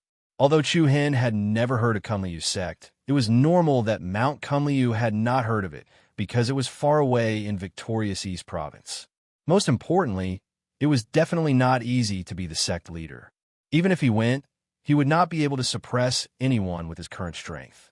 Moreover, Chu Hen had already decided on his next plan in his heart. He didn't want to be disrupted so casually like this. Immediately, Chu Hen turned around and was about to leave. Naturally, the three girls were unwilling to let him leave. Currently, the blue ran sword was on Chu Hen's body, and they were no longer able to continue tracking Gong Yangyu. Even if they did not want to casually bring someone back to take over the position of sect leader, they had no other choice. That, if you really don't want to take over the sect leader position, then why don't you pass it to me? Hee hee. Hua Shui opened her big bright eyes, filled with an innocent and cute smile. Hua Shui. Nongqi shouted softly. Hua Shui's big eyes turned slightly, and her small hand were placed in front of her chest. She said playfully, since he doesn't want to be the sect leader, why not give it to me? Being the sect leader must be fun. Fun? These two words made Nongqi and Ji Shu speechless again. Chu Hen did not refuse. He took out the Kunliu sect leader's token and handed it to her. Take it. Okay. Hua Shui quickly took the Kunliu sect leader's token. Her big eyes were full of light, and the Bai Ran sword. These two sect leader tokens are indispensable. Chu Hen frowned slightly. To be honest, he quite liked that sword. But thinking that it was not his possession, he did not think too much and took out the Bai Ran sword. As soon as the Bai Ran sword was taken out, there was a soft sound in the air. The body of the sword, which seemed to be made of gemstones, was like a green crystal. A sharp light was released from the body of the sword. It was obviously not an ordinary weapon. Seeing the Bai Ran sword, the expressions of the three women changed. In fact, this was the first time they saw the Bai Ran sword with their own eyes. The reason why Nongqi could feel the power of the Bai Ran sword was that she had made other preparations before leaving the mountain. Wow, this is the legendary Bai Ran sword. It's so beautiful. Hua Shui's eyes were shining. Although she looked a little greedy, she looked so cute that it was impossible to hate her. Take it. Chu Hen flipped his hand and pressed the blue Ran sword in front of his opponent. Hua Shui smiled and nodded gratefully. Then I won't stand on ceremony. As soon as she finished speaking, she reached for the hilt of the Bai Ran sword. However, the moment the other party touched the Bai Ran sword, a strong and restless wave of power suddenly exploded from the body of the sword. A gorgeous green light flashed. A panic cry was heard. Hua Shui seemed to be struck by lightning and quickly retracted her hand. The few of them were shocked, and their faces were filled with astonishment. Hua Shui, how are you? Jishu went forward and asked. Chapter 381. The blue Ran sword has recognized its master. Hua Shui looked at Chu Hen pitifully and said, You have to remove the weapon master contract first. Chu Hen was startled. He knew a little about the so-called weapon master contract. To put it simply, it was a special kind of secret technique. This secret technique used a person's blood essence to fuse with the weapon, establishing some kind of internal connection. In this way, the weapon could only be used by the person who had established the weapon master contract. As for the others, they were either unable to use it or unable to unleash the weapon's strongest power. This was also a restriction set up by some martial arts experts to prevent others from stealing their weapons. This doesn't make sense. Chu Hen frowned.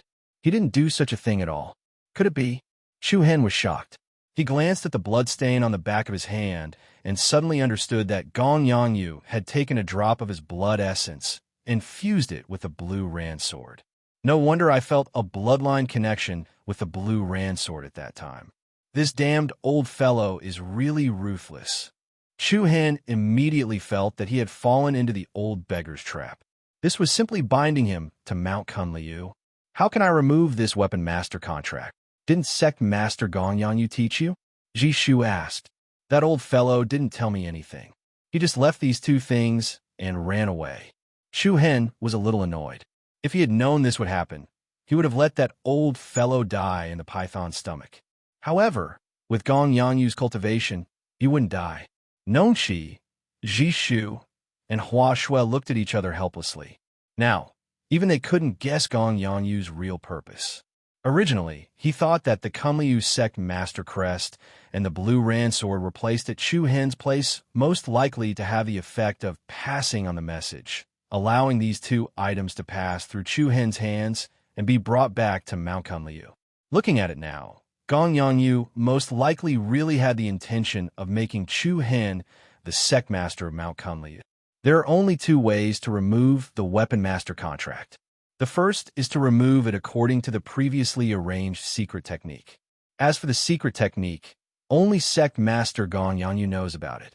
The second is Jishu paused slightly and opened her red lips. If the weapon master dies, then the contract will be automatically removed. Chu Hen's heart was like 10,000 horses galloping. He had the impulse to grab that old beggar back and violently kick him for 2 hours.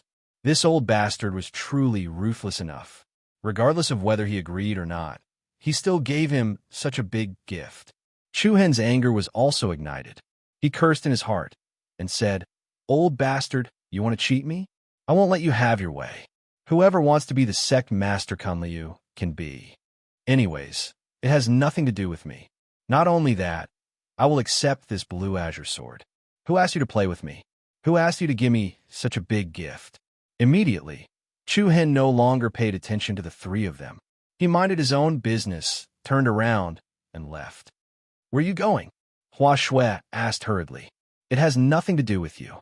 I gave you the sect master token, but you can't blame me for not taking the blue ran sword." Chu Hen replied coldly. "No, you have to go back and take over as the sect master. Sorry, I can't do anything about this.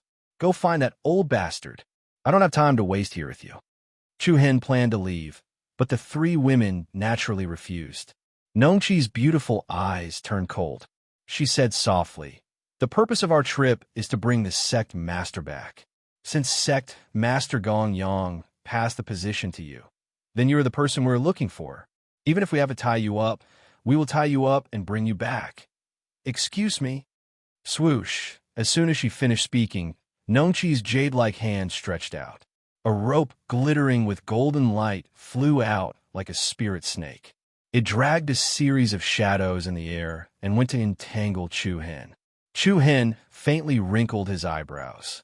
Leaning to the side, he lifted his leg and stamped on the ground. A boundless aura erupted from within his body. The vast and mighty shockwave directly caused the rope to fly back. He thought they would be suppressed by his aura, but Chu Hen was wrong.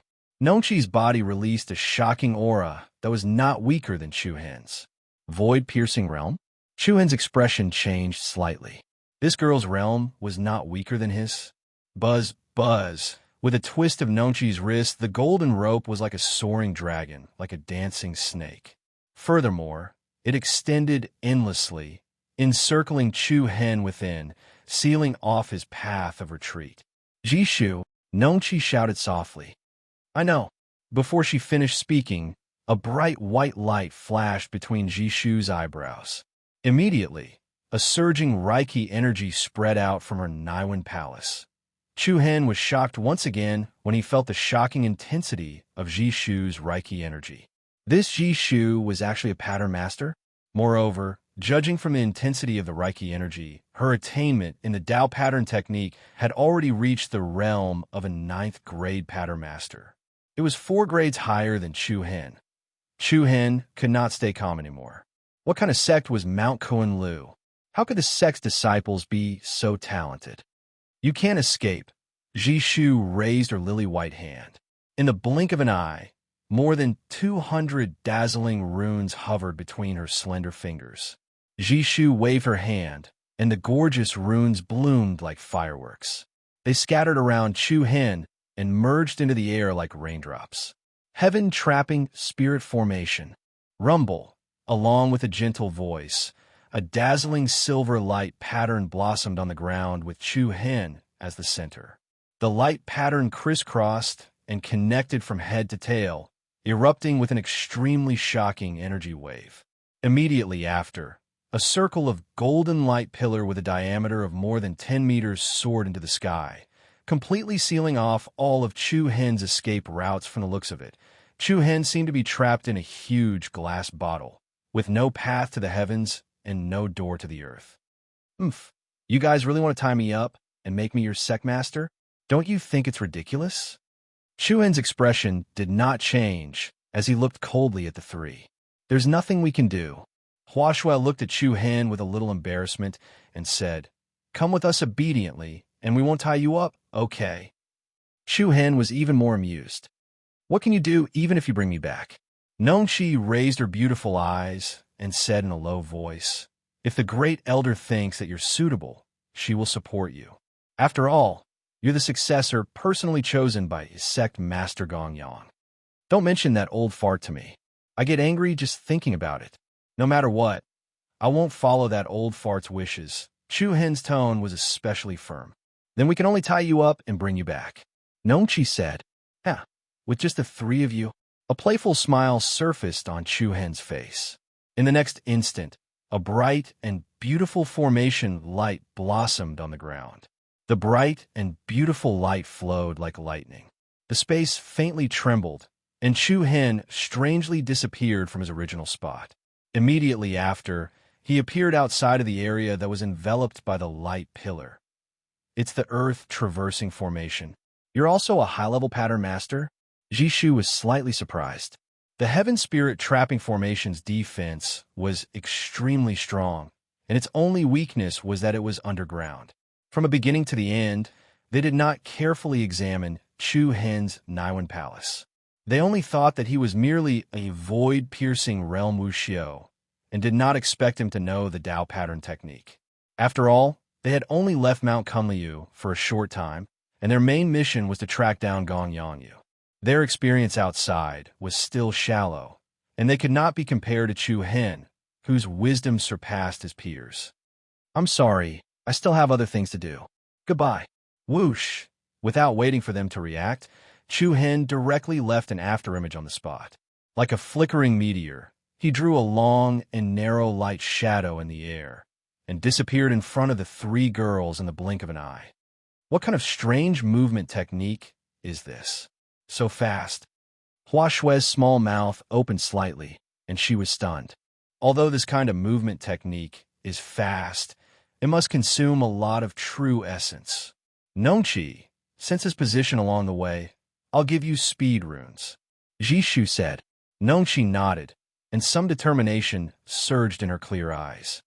"No matter what, we must bring him back." The undulating mountain range was like a sleeping giant beast crawling on the ground. The giant peak that reached the clouds was like a heavenly pillar that supported this part of the sky. In the depths of the 10,000 Beast Ridge, there was a constant roar of unknown fierce beasts. The strange light that filled the sky was like a vast nebula vortex, stirring up the heavens and shaking the earth. "Damn it, where did I run to?" Chu Hen cursed softly and looked around at the unfamiliar mountains and rivers around him with a serious expression. Just now, he was anxious to get rid of the three people, and he did not carefully determine the direction. However, the 10,000 Beast Ridge was densely covered in forests, and the valleys were deep and the mountains were high. It was easy for people who came here for the first time to get lost. Just as Chu Hen was about to find a place to check his position, three weak auras came from the area behind him. "It can't be?" Chu Hen's handsome eyebrows furrowed, and he cursed softly. They caught up so quickly. The abilities of the three of them were truly enough to make Chu Hen feel surprised. Immediately, Chu Hen used the Alcade movement technique at full speed. Along with the streaks of afterimages and the long and narrow silver light, Chu Hen's body moved like a light shuttle that traveled back thousands of years, and his speed was extremely fast. But then, Chu Hen was really a little speechless. Every time he thought that he had lost them, he could always catch the aura that fluctuated between strong and weak behind him. It seemed that within a certain range, the other party could firmly lock onto him. This perception is really terrifying. Chapter 382.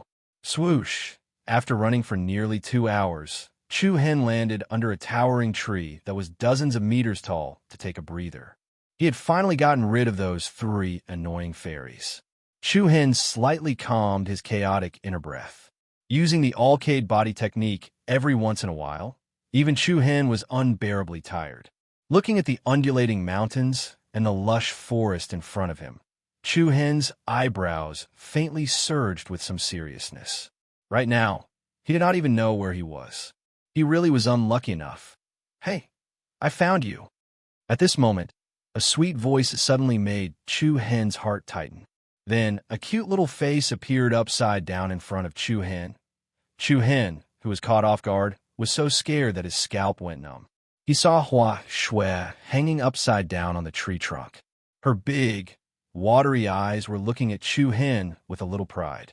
Swoosh! Then Hua Shui flashed down from the tree trunk. On the left and right sides, 2 young and beautiful figures walked over. It was Nongqi and Jishu. F*CK.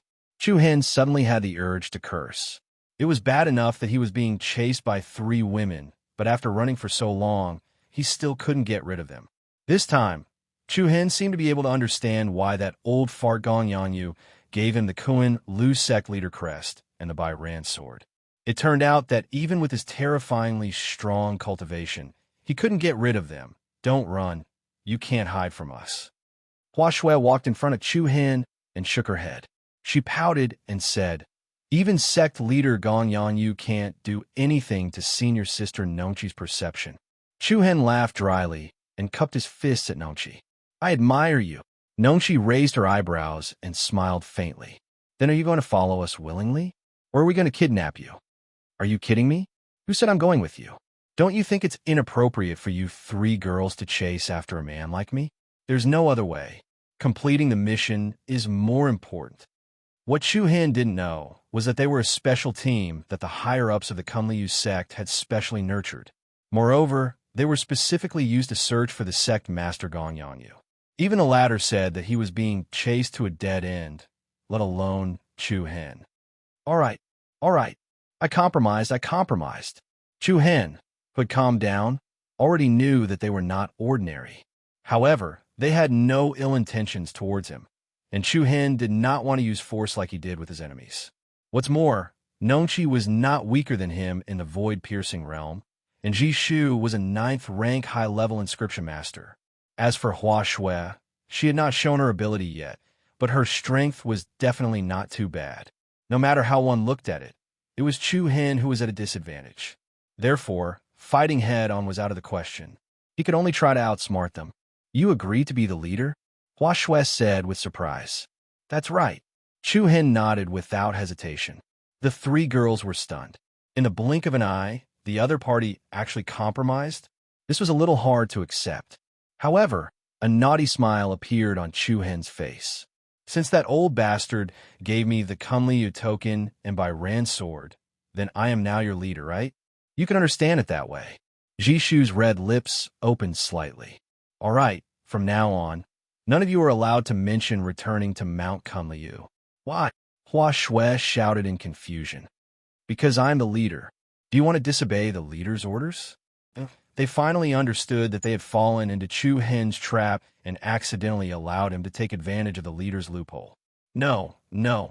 Our mission is to bring the leader back," Hua Shui said, while shaking her head. "What? Isn't the leader of Mount Kunliu the one who calls the shots?" Chu Hen asked back. "Then we will only listen to you after we bring you back to take over the position of leader. But didn't you just say that I am already the leader?" "Me?" These few words made Hua Shui dizzy. She played with her fingers and tried to sort out her original thoughts. Nongqi and Jishu looked at each other. The former said, "What will make you willing to return to Mount Kunliu with us? Victorious E-State is too far from the 100 Kingdom State. It is inconvenient to travel between the two. I need to settle the matters here first before thinking about this. Otherwise, even if you capture me back, I will become the second Gong Yanyu and run away in a few days. If you find it troublesome, I won't be happy either. Am I right? What else do you need to do?" We can help you. With just a few of you, you won't be able to help me. Furthermore, I must personally complete this matter. Chu Hen's eyes faintly revealed a cold glint. The murderous look in his eyes made Hua Shui jump in fright. She unconsciously shrunk her head and took a few steps back. Nongqi frowned slightly and asked again, "Then when can you complete this?" "I don't know. Maybe during this period of time, Gong Yangyu will suddenly ask me for the Kunliu token and by Rand's sword." Chu Han let out a deep breath and turned his back to them. He slowly walked to a hill in front of him and stopped. His firm back exuded a faint coldness and sharpness. The surrounding atmosphere seemed to have become a little strange. Nongqi and the others exchanged a simple look and nodded. Jishu said softly, "All right then, we will wait for you to complete the matters here before returning to Mount Kunliu. However, during this period of time, we will follow you." "Follow me for what? With your perception, are you afraid that I will run away?" "Of course, who knows what tricks you will play." Hua Shui waved her little fist and said, "Then do as you wish." Chu Hen did not continue to haggle with them. However, his eyelids lifted, and with a strange faint smile, he said, "However, right now, I am your sect leader. What should I call you all to do? What do you want to do?" In just a short while, the situation between the two sides had made a 180-degree turn for Chu Hen. Now it seemed that the title of leader was still useful. "Let's see how it goes." Nongqi thought for a moment and replied, "If it is not something too excessive, we can listen to your arrangements." Chu Hen smiled and did not say anything else. However, at this time, Chu Hen's heart was still secretly rejoicing. In a certain sense, this was equivalent to taking in 3 subordinates at once. Furthermore, they were all beauties. The things that happened today were not too strange. Of course, Chu Hen did not really want to go to victorious East Province to become the leader of Mount Kunliu. Doing this now was nothing more than a delaying tactic. If there was a chance to get rid of them, he would leave without hesitation. After all, it was not a good thing for a pie to fall from the sky. If you were given the position of leader for nothing, this position would definitely not be easy to sit on. At night, the 10,000 Beasts Ridge was very lively at night. The roars of all kinds of beasts were like a musical concert. Next to a burning bonfire, Chu Hen quietly stared at the dry branches that were burning and crackling. Not far away, Hua Shui was still thinking about whether the agreement she made with Chu Hen during the day was a loss for them. She felt that Chu Hen had taken advantage of them, and they had no guarantee at all. However, since they had already made a promise, it was not good to go back on it now. However, Hua Shui did not seem to be unhappy at all. On the contrary, she was quite happy. This way, she could play outside for a while longer before going back. The more she thought about it, the happier Hua Shui was. In the end, she was even laughing secretly. At this moment, Nongqi, who had been sitting on the ground, slowly opened her eyes, and the aura she emitted was quickly withdrawn. "How is it? Nongqi, can you sense the position of the Guqin?" Jishu walked over and asked. Nongqi shook her head, and a faint disappointment appeared between her eyebrows. "No, my senses are much weaker. You must have overused your energy these days. Have a good rest tonight, and try again tomorrow." "All right." Nongqi nodded. She was indeed too tired. From Gong Yangyu to Chu Hen, her mind had been in a tense state for the past few days. It was rare for her to take a breather now. In a state of exhaustion, her senses would also be greatly reduced. Then, Nongqi leaned against a rock behind her and closed her eyes to rest. Jishu glanced at Chu Hen, who was not far away, and quietly sat down next to Nongqi. Hua Shui, on the other hand, stealthily arrived next to Chu Hen and stared at him with her large eyes. "Who are you trying to scare in the middle of the night?" Chu Hen replied lazily. "I want to watch you. Now that Senior Nongqi is so weak, I can't let you run away." Chu Hen was annoyed and amused at the same time. She was so innocent that it was kind of cute. She said everything that was on her mind. "Where did the other person go?" "Senior's sister Fuqin?" "Yeah, I don't know. 2 days ago, we met a few bad guys on the road. It was at that time that Senior's sister Nongqi sensed the aura of Rand's sword. So Senior Sister Fuqin let the three of us chase after sect leader Gong Yangyu while she dealt with those bad guys. Chu Hen frowned slightly. It seemed that the four of them had suffered a lot on the way to find Gong Yangyu. However, Chu Hen would not go to Mount Kunlu with them because of this. After all, he did not owe them anything, nor did he owe Gong Yangyu anything. Hua Shui sighed softly and held her chin with her hand. She said to herself, Senior Sister Fuqin has the highest cultivation among us. She should be fine. The speaker had no intention, but the listener had a heart. Chu Hen's eyes flashed with curiosity. He said, What abilities do the four of you have? Abilities? Senior Sister Fuqin is the strongest. She has almost reached the second rank of the void-piercing realm. She is mainly responsible for protecting us. Senior Sister Nongqi also has the strength of the first rank of the void-piercing realm. However, she belongs to the perception type Wuxiu and is good at tracking. Senior Sister Jishu is a standard gentle beauty. She knows everything in the world and is proficient in all kinds of strange formations. Your formation skills are nothing in front of Senior Sister Jishu. Chu Hen smiled and touched his nose. He said, At least I escaped from her formation today. That was because we were careless, okay? Hua Shui rolled her eyes.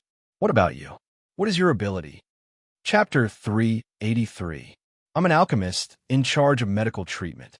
Hua Shui shook her head and answered casually. Alchemist? Chu Hen was slightly startled and asked. You're also an inscriptionist. Of course. Hua Shui extended her 10 beautiful fingers and bent her left thumb. She said proudly, I'm also a 9th grade advanced inscriptionist. Then why can't I sense the Reiki energy fluctuations on your body? The same goes for Jishu and Nongqi. Hee, are you stupid?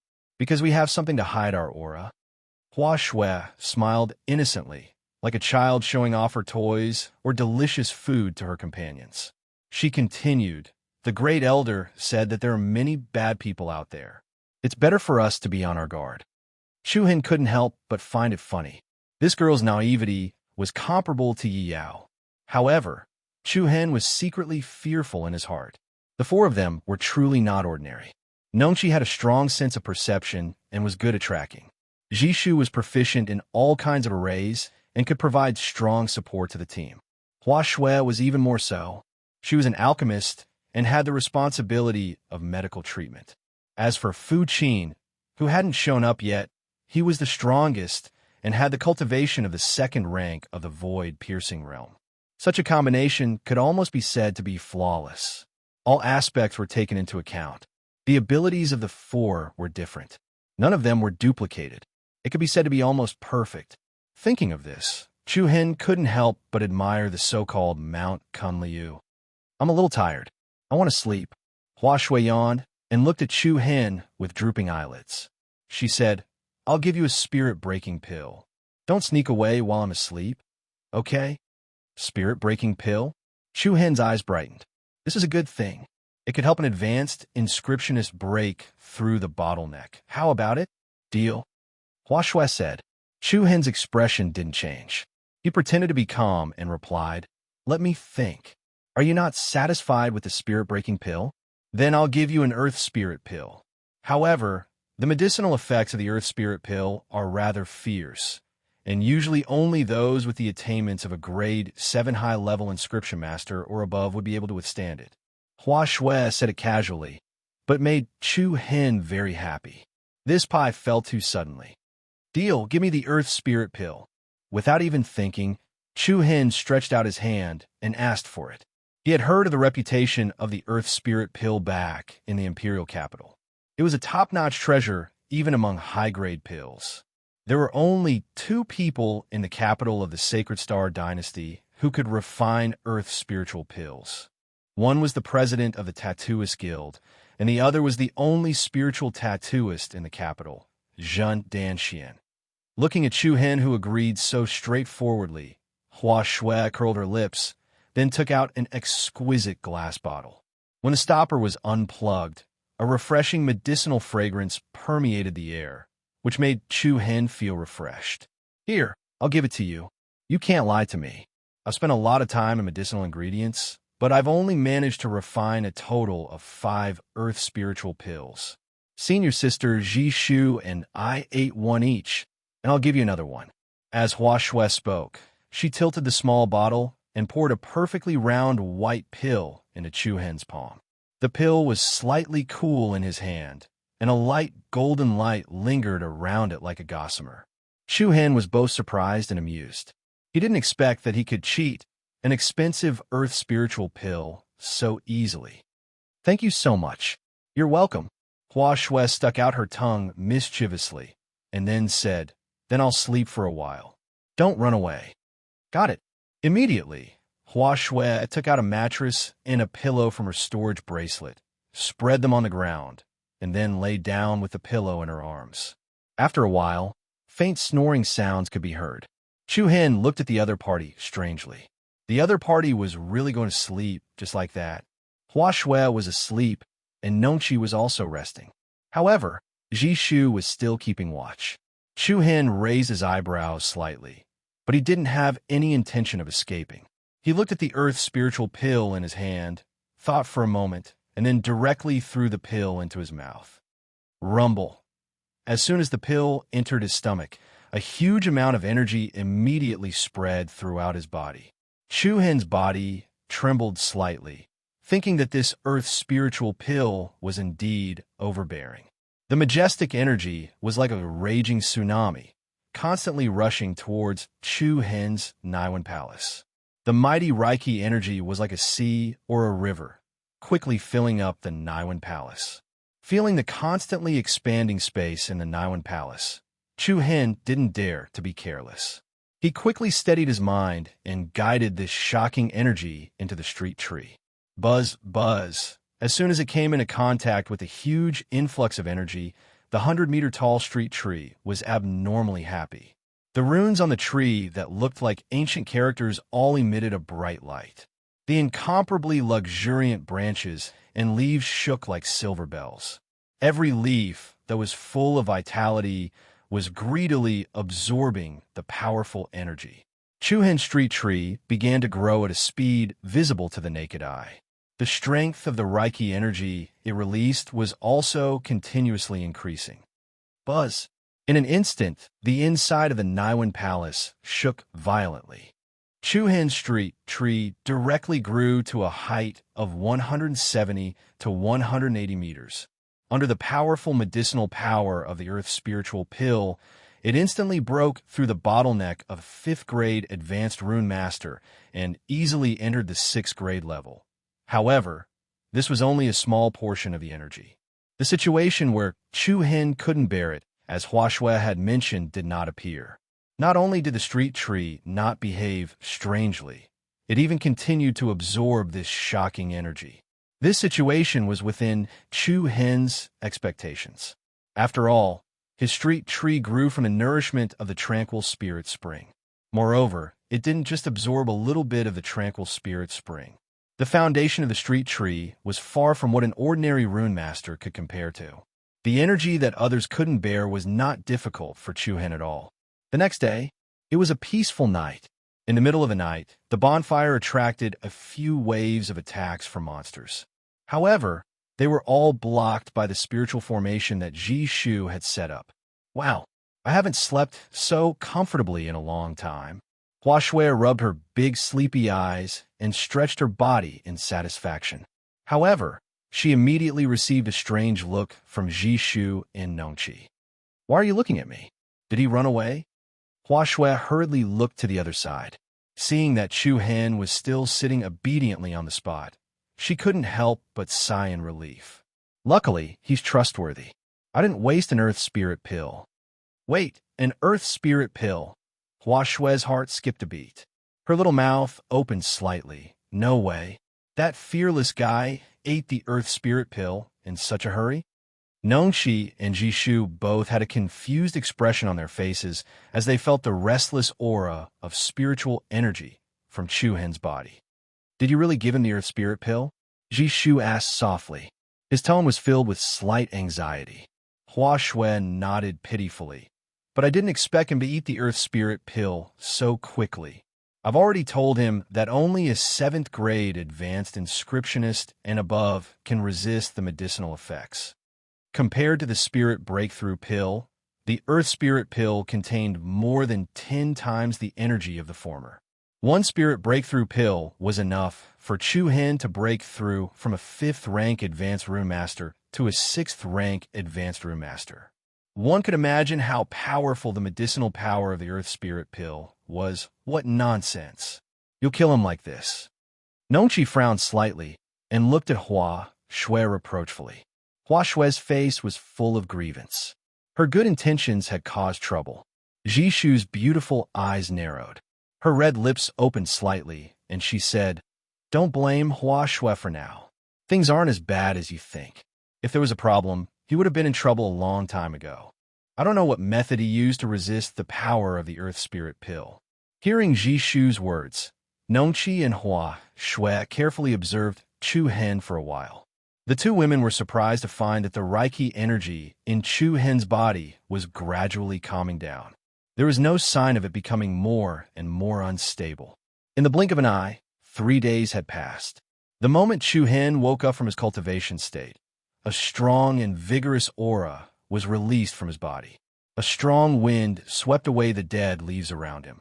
A circle of beautiful Reiki energy waves circled around Chu Hen's body like a spiritual snake.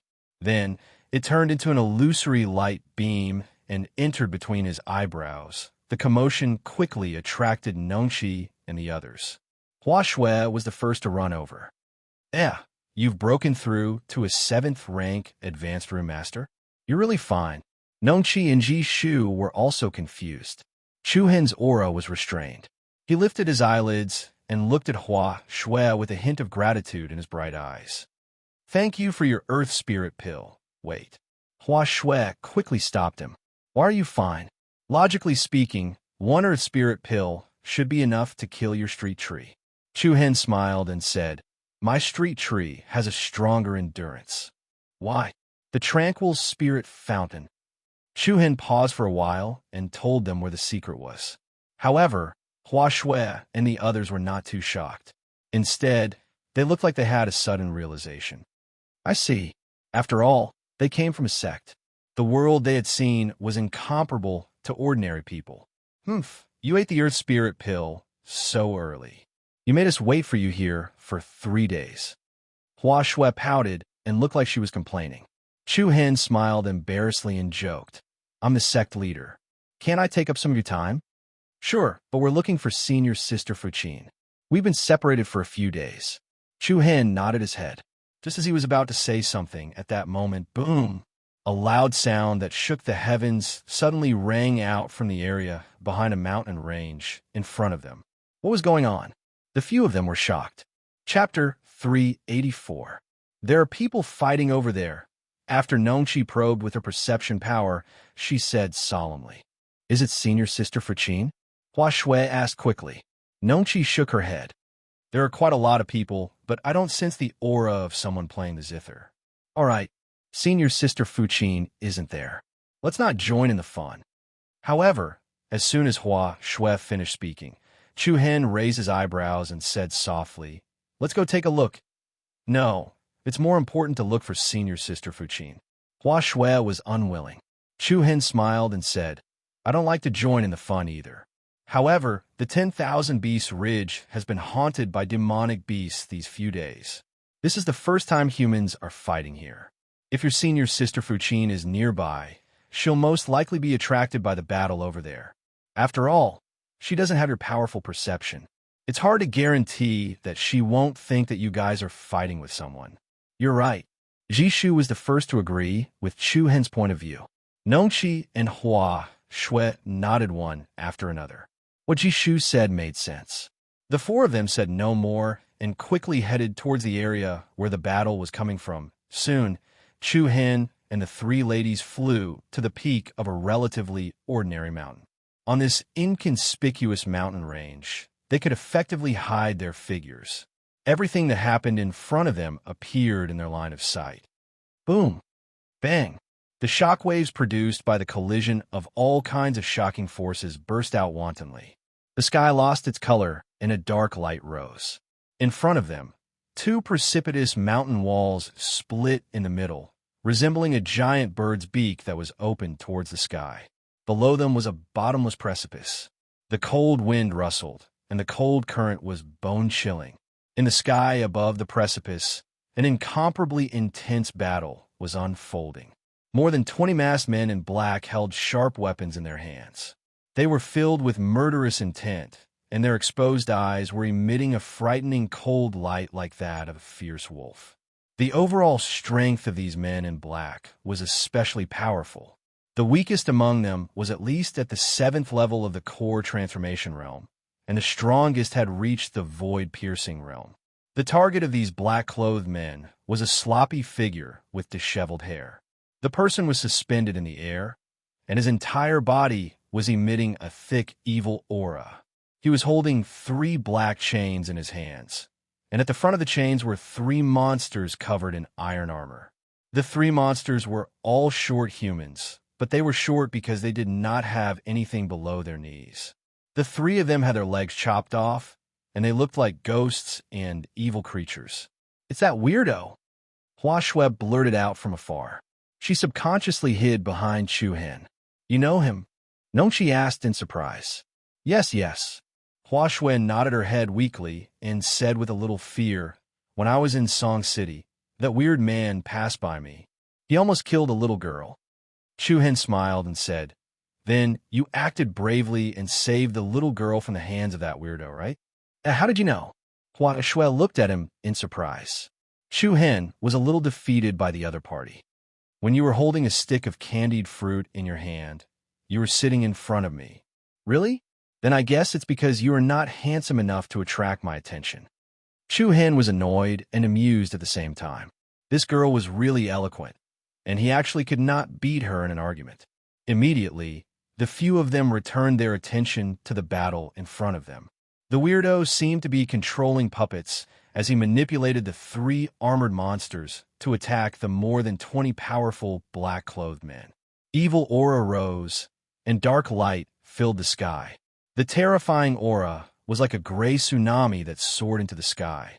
The weirdo's murderous aura was monstrous, and a vast dark red demonic fog spread from his body in all directions. The 9 heavens changed color, and dark clouds surged in the sky, giving people a sense of oppression.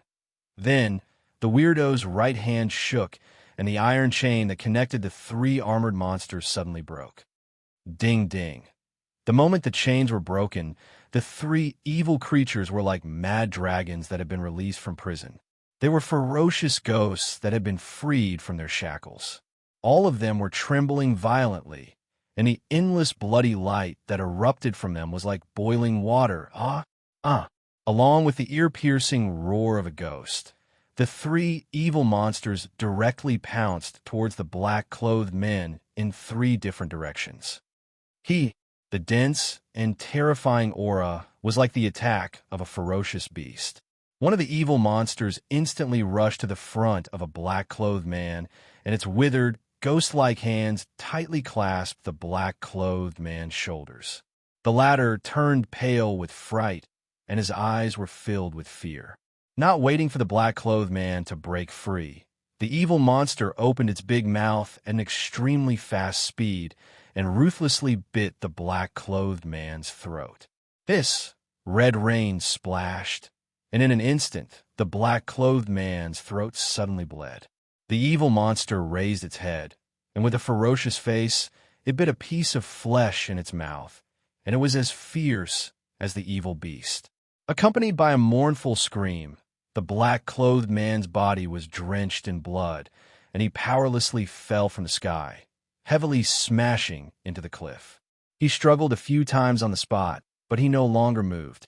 Another evil monster was even more ferocious.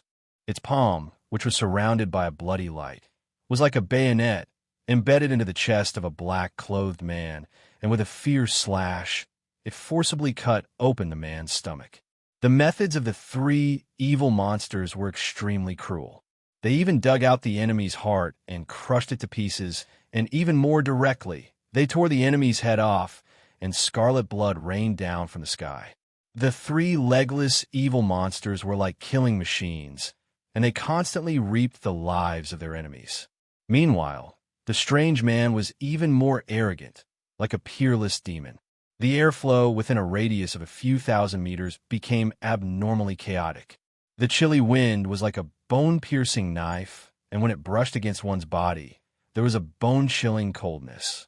The three black iron chains in the strange man's hands were like the iron chains that cross the river, and also like the tentacles of an octopus.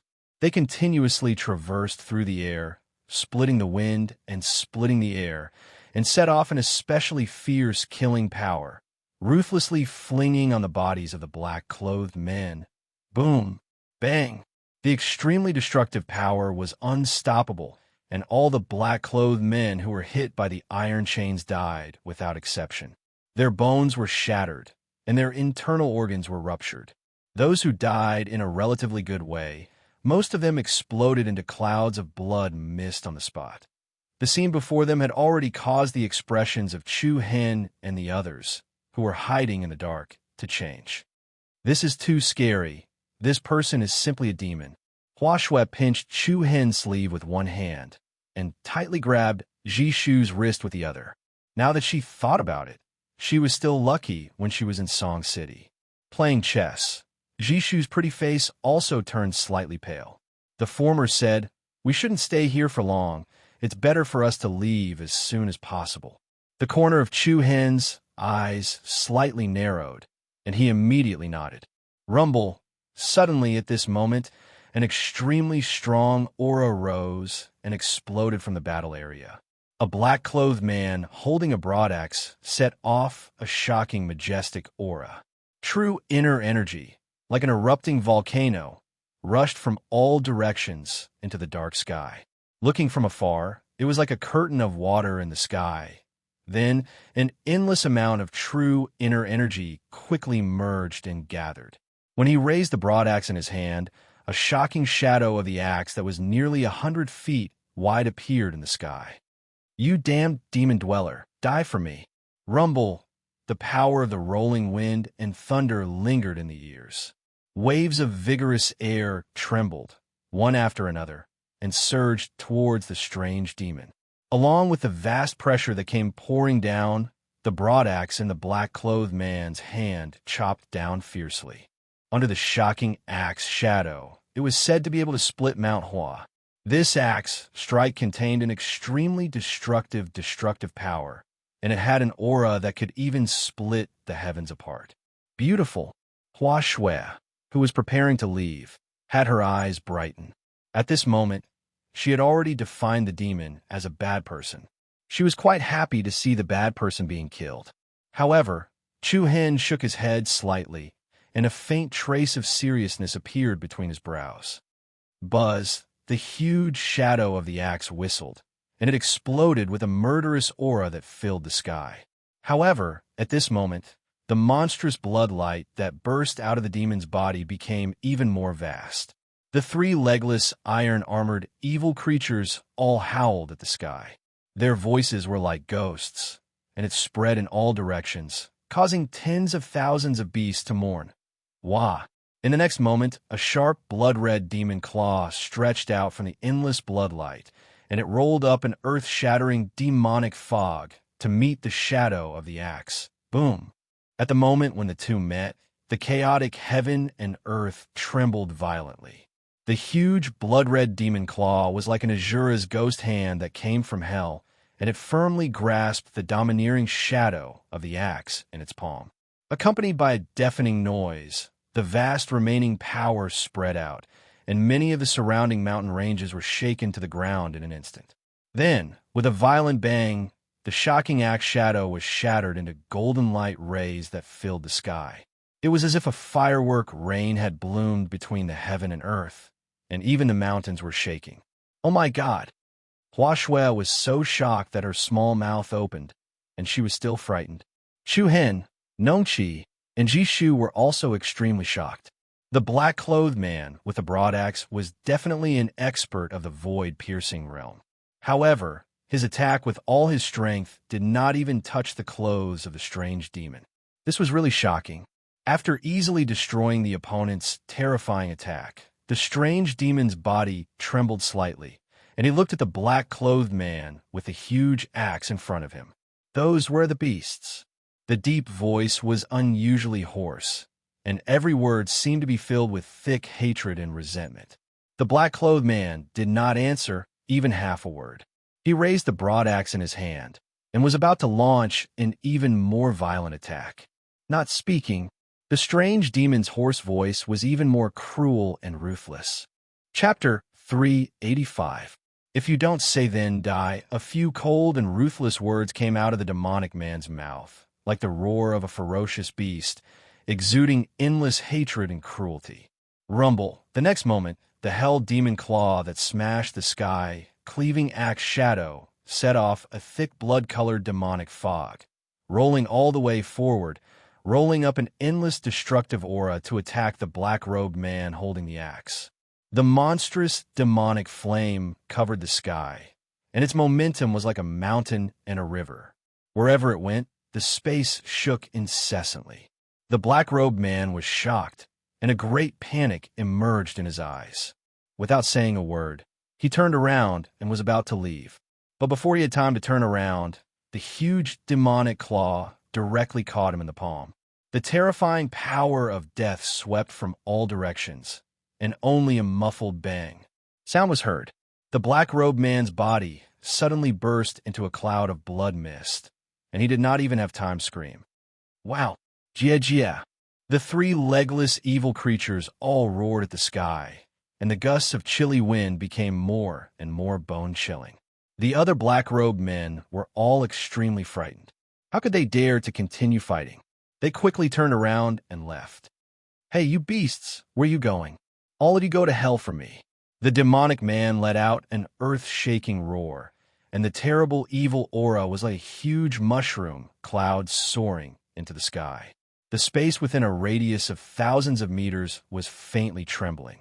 The demonic man crossed his arms, which were wrapped in iron chains, and immediately pushed outwards. A circle of condensed blood-red halo, with him as the center, spread out in all directions.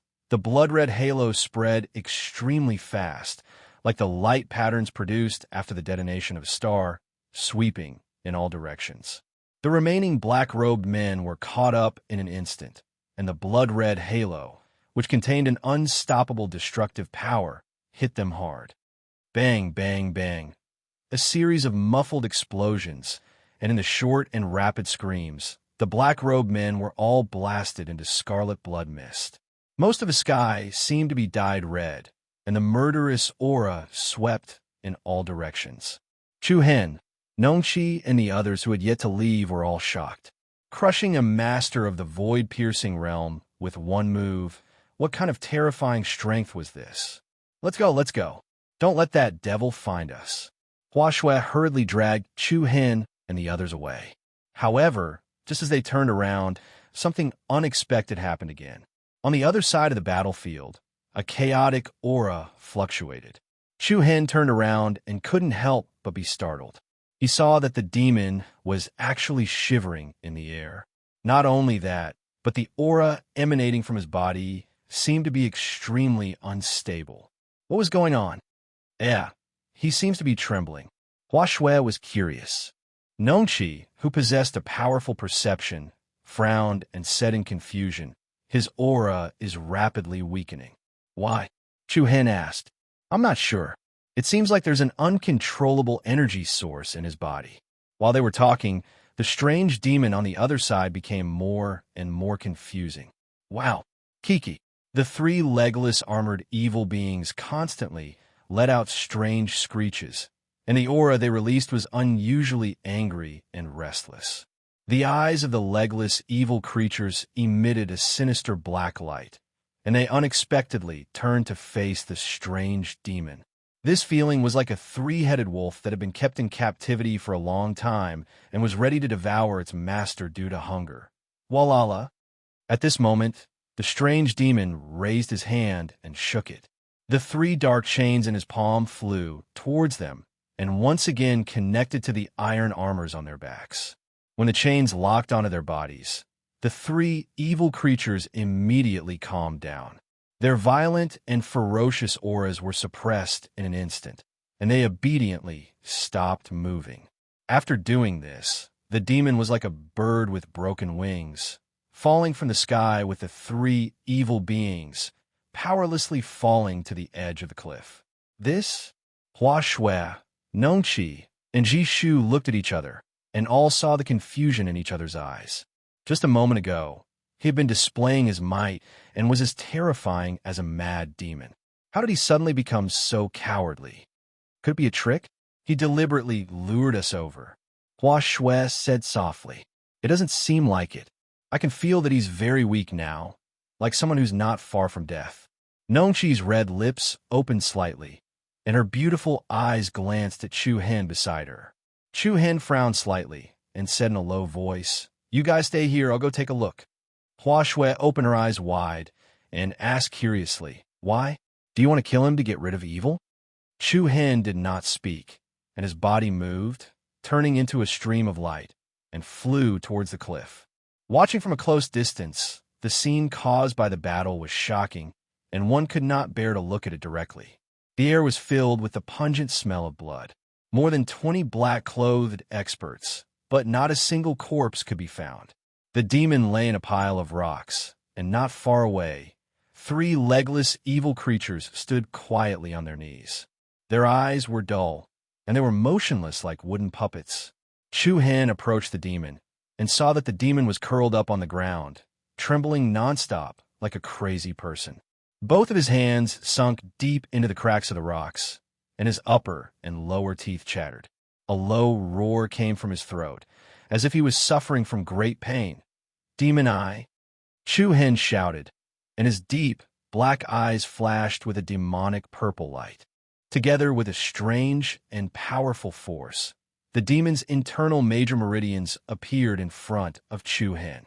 The demon's internal breath was extremely chaotic, and his 8 extraordinary meridians were filled with a strange power. That power was very cold. It was very similar to the legendary evil demon Qi.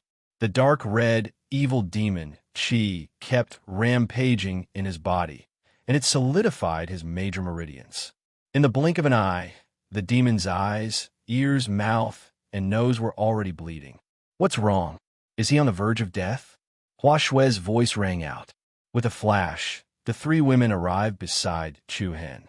Chu Hen silently withdrew the power of the demon Eye and nodded. He said, "Yeah, there's an extremely evil presence in his body. That power seems to be devouring his body. Fantastic. Even the heavens can't stand it anymore." Hua Shui clapped her hands. She was clearly very happy. Chu Hen shook his head with a smile. Afterwards, he released the power of the chaotic body, and a strand of brutal black light condensed at the tip of his finger. Hum! In the next moment, Chu Hen pointed his finger at the person, and a strand of black light directly struck his dantian where his sea of qi was. Hua Shui, Nongqi. Ji Shu did not say anything. She only thought that Chu Hen was preparing to end the person's life. But in next to no time, they were stunned, and they revealed extremely puzzled expressions.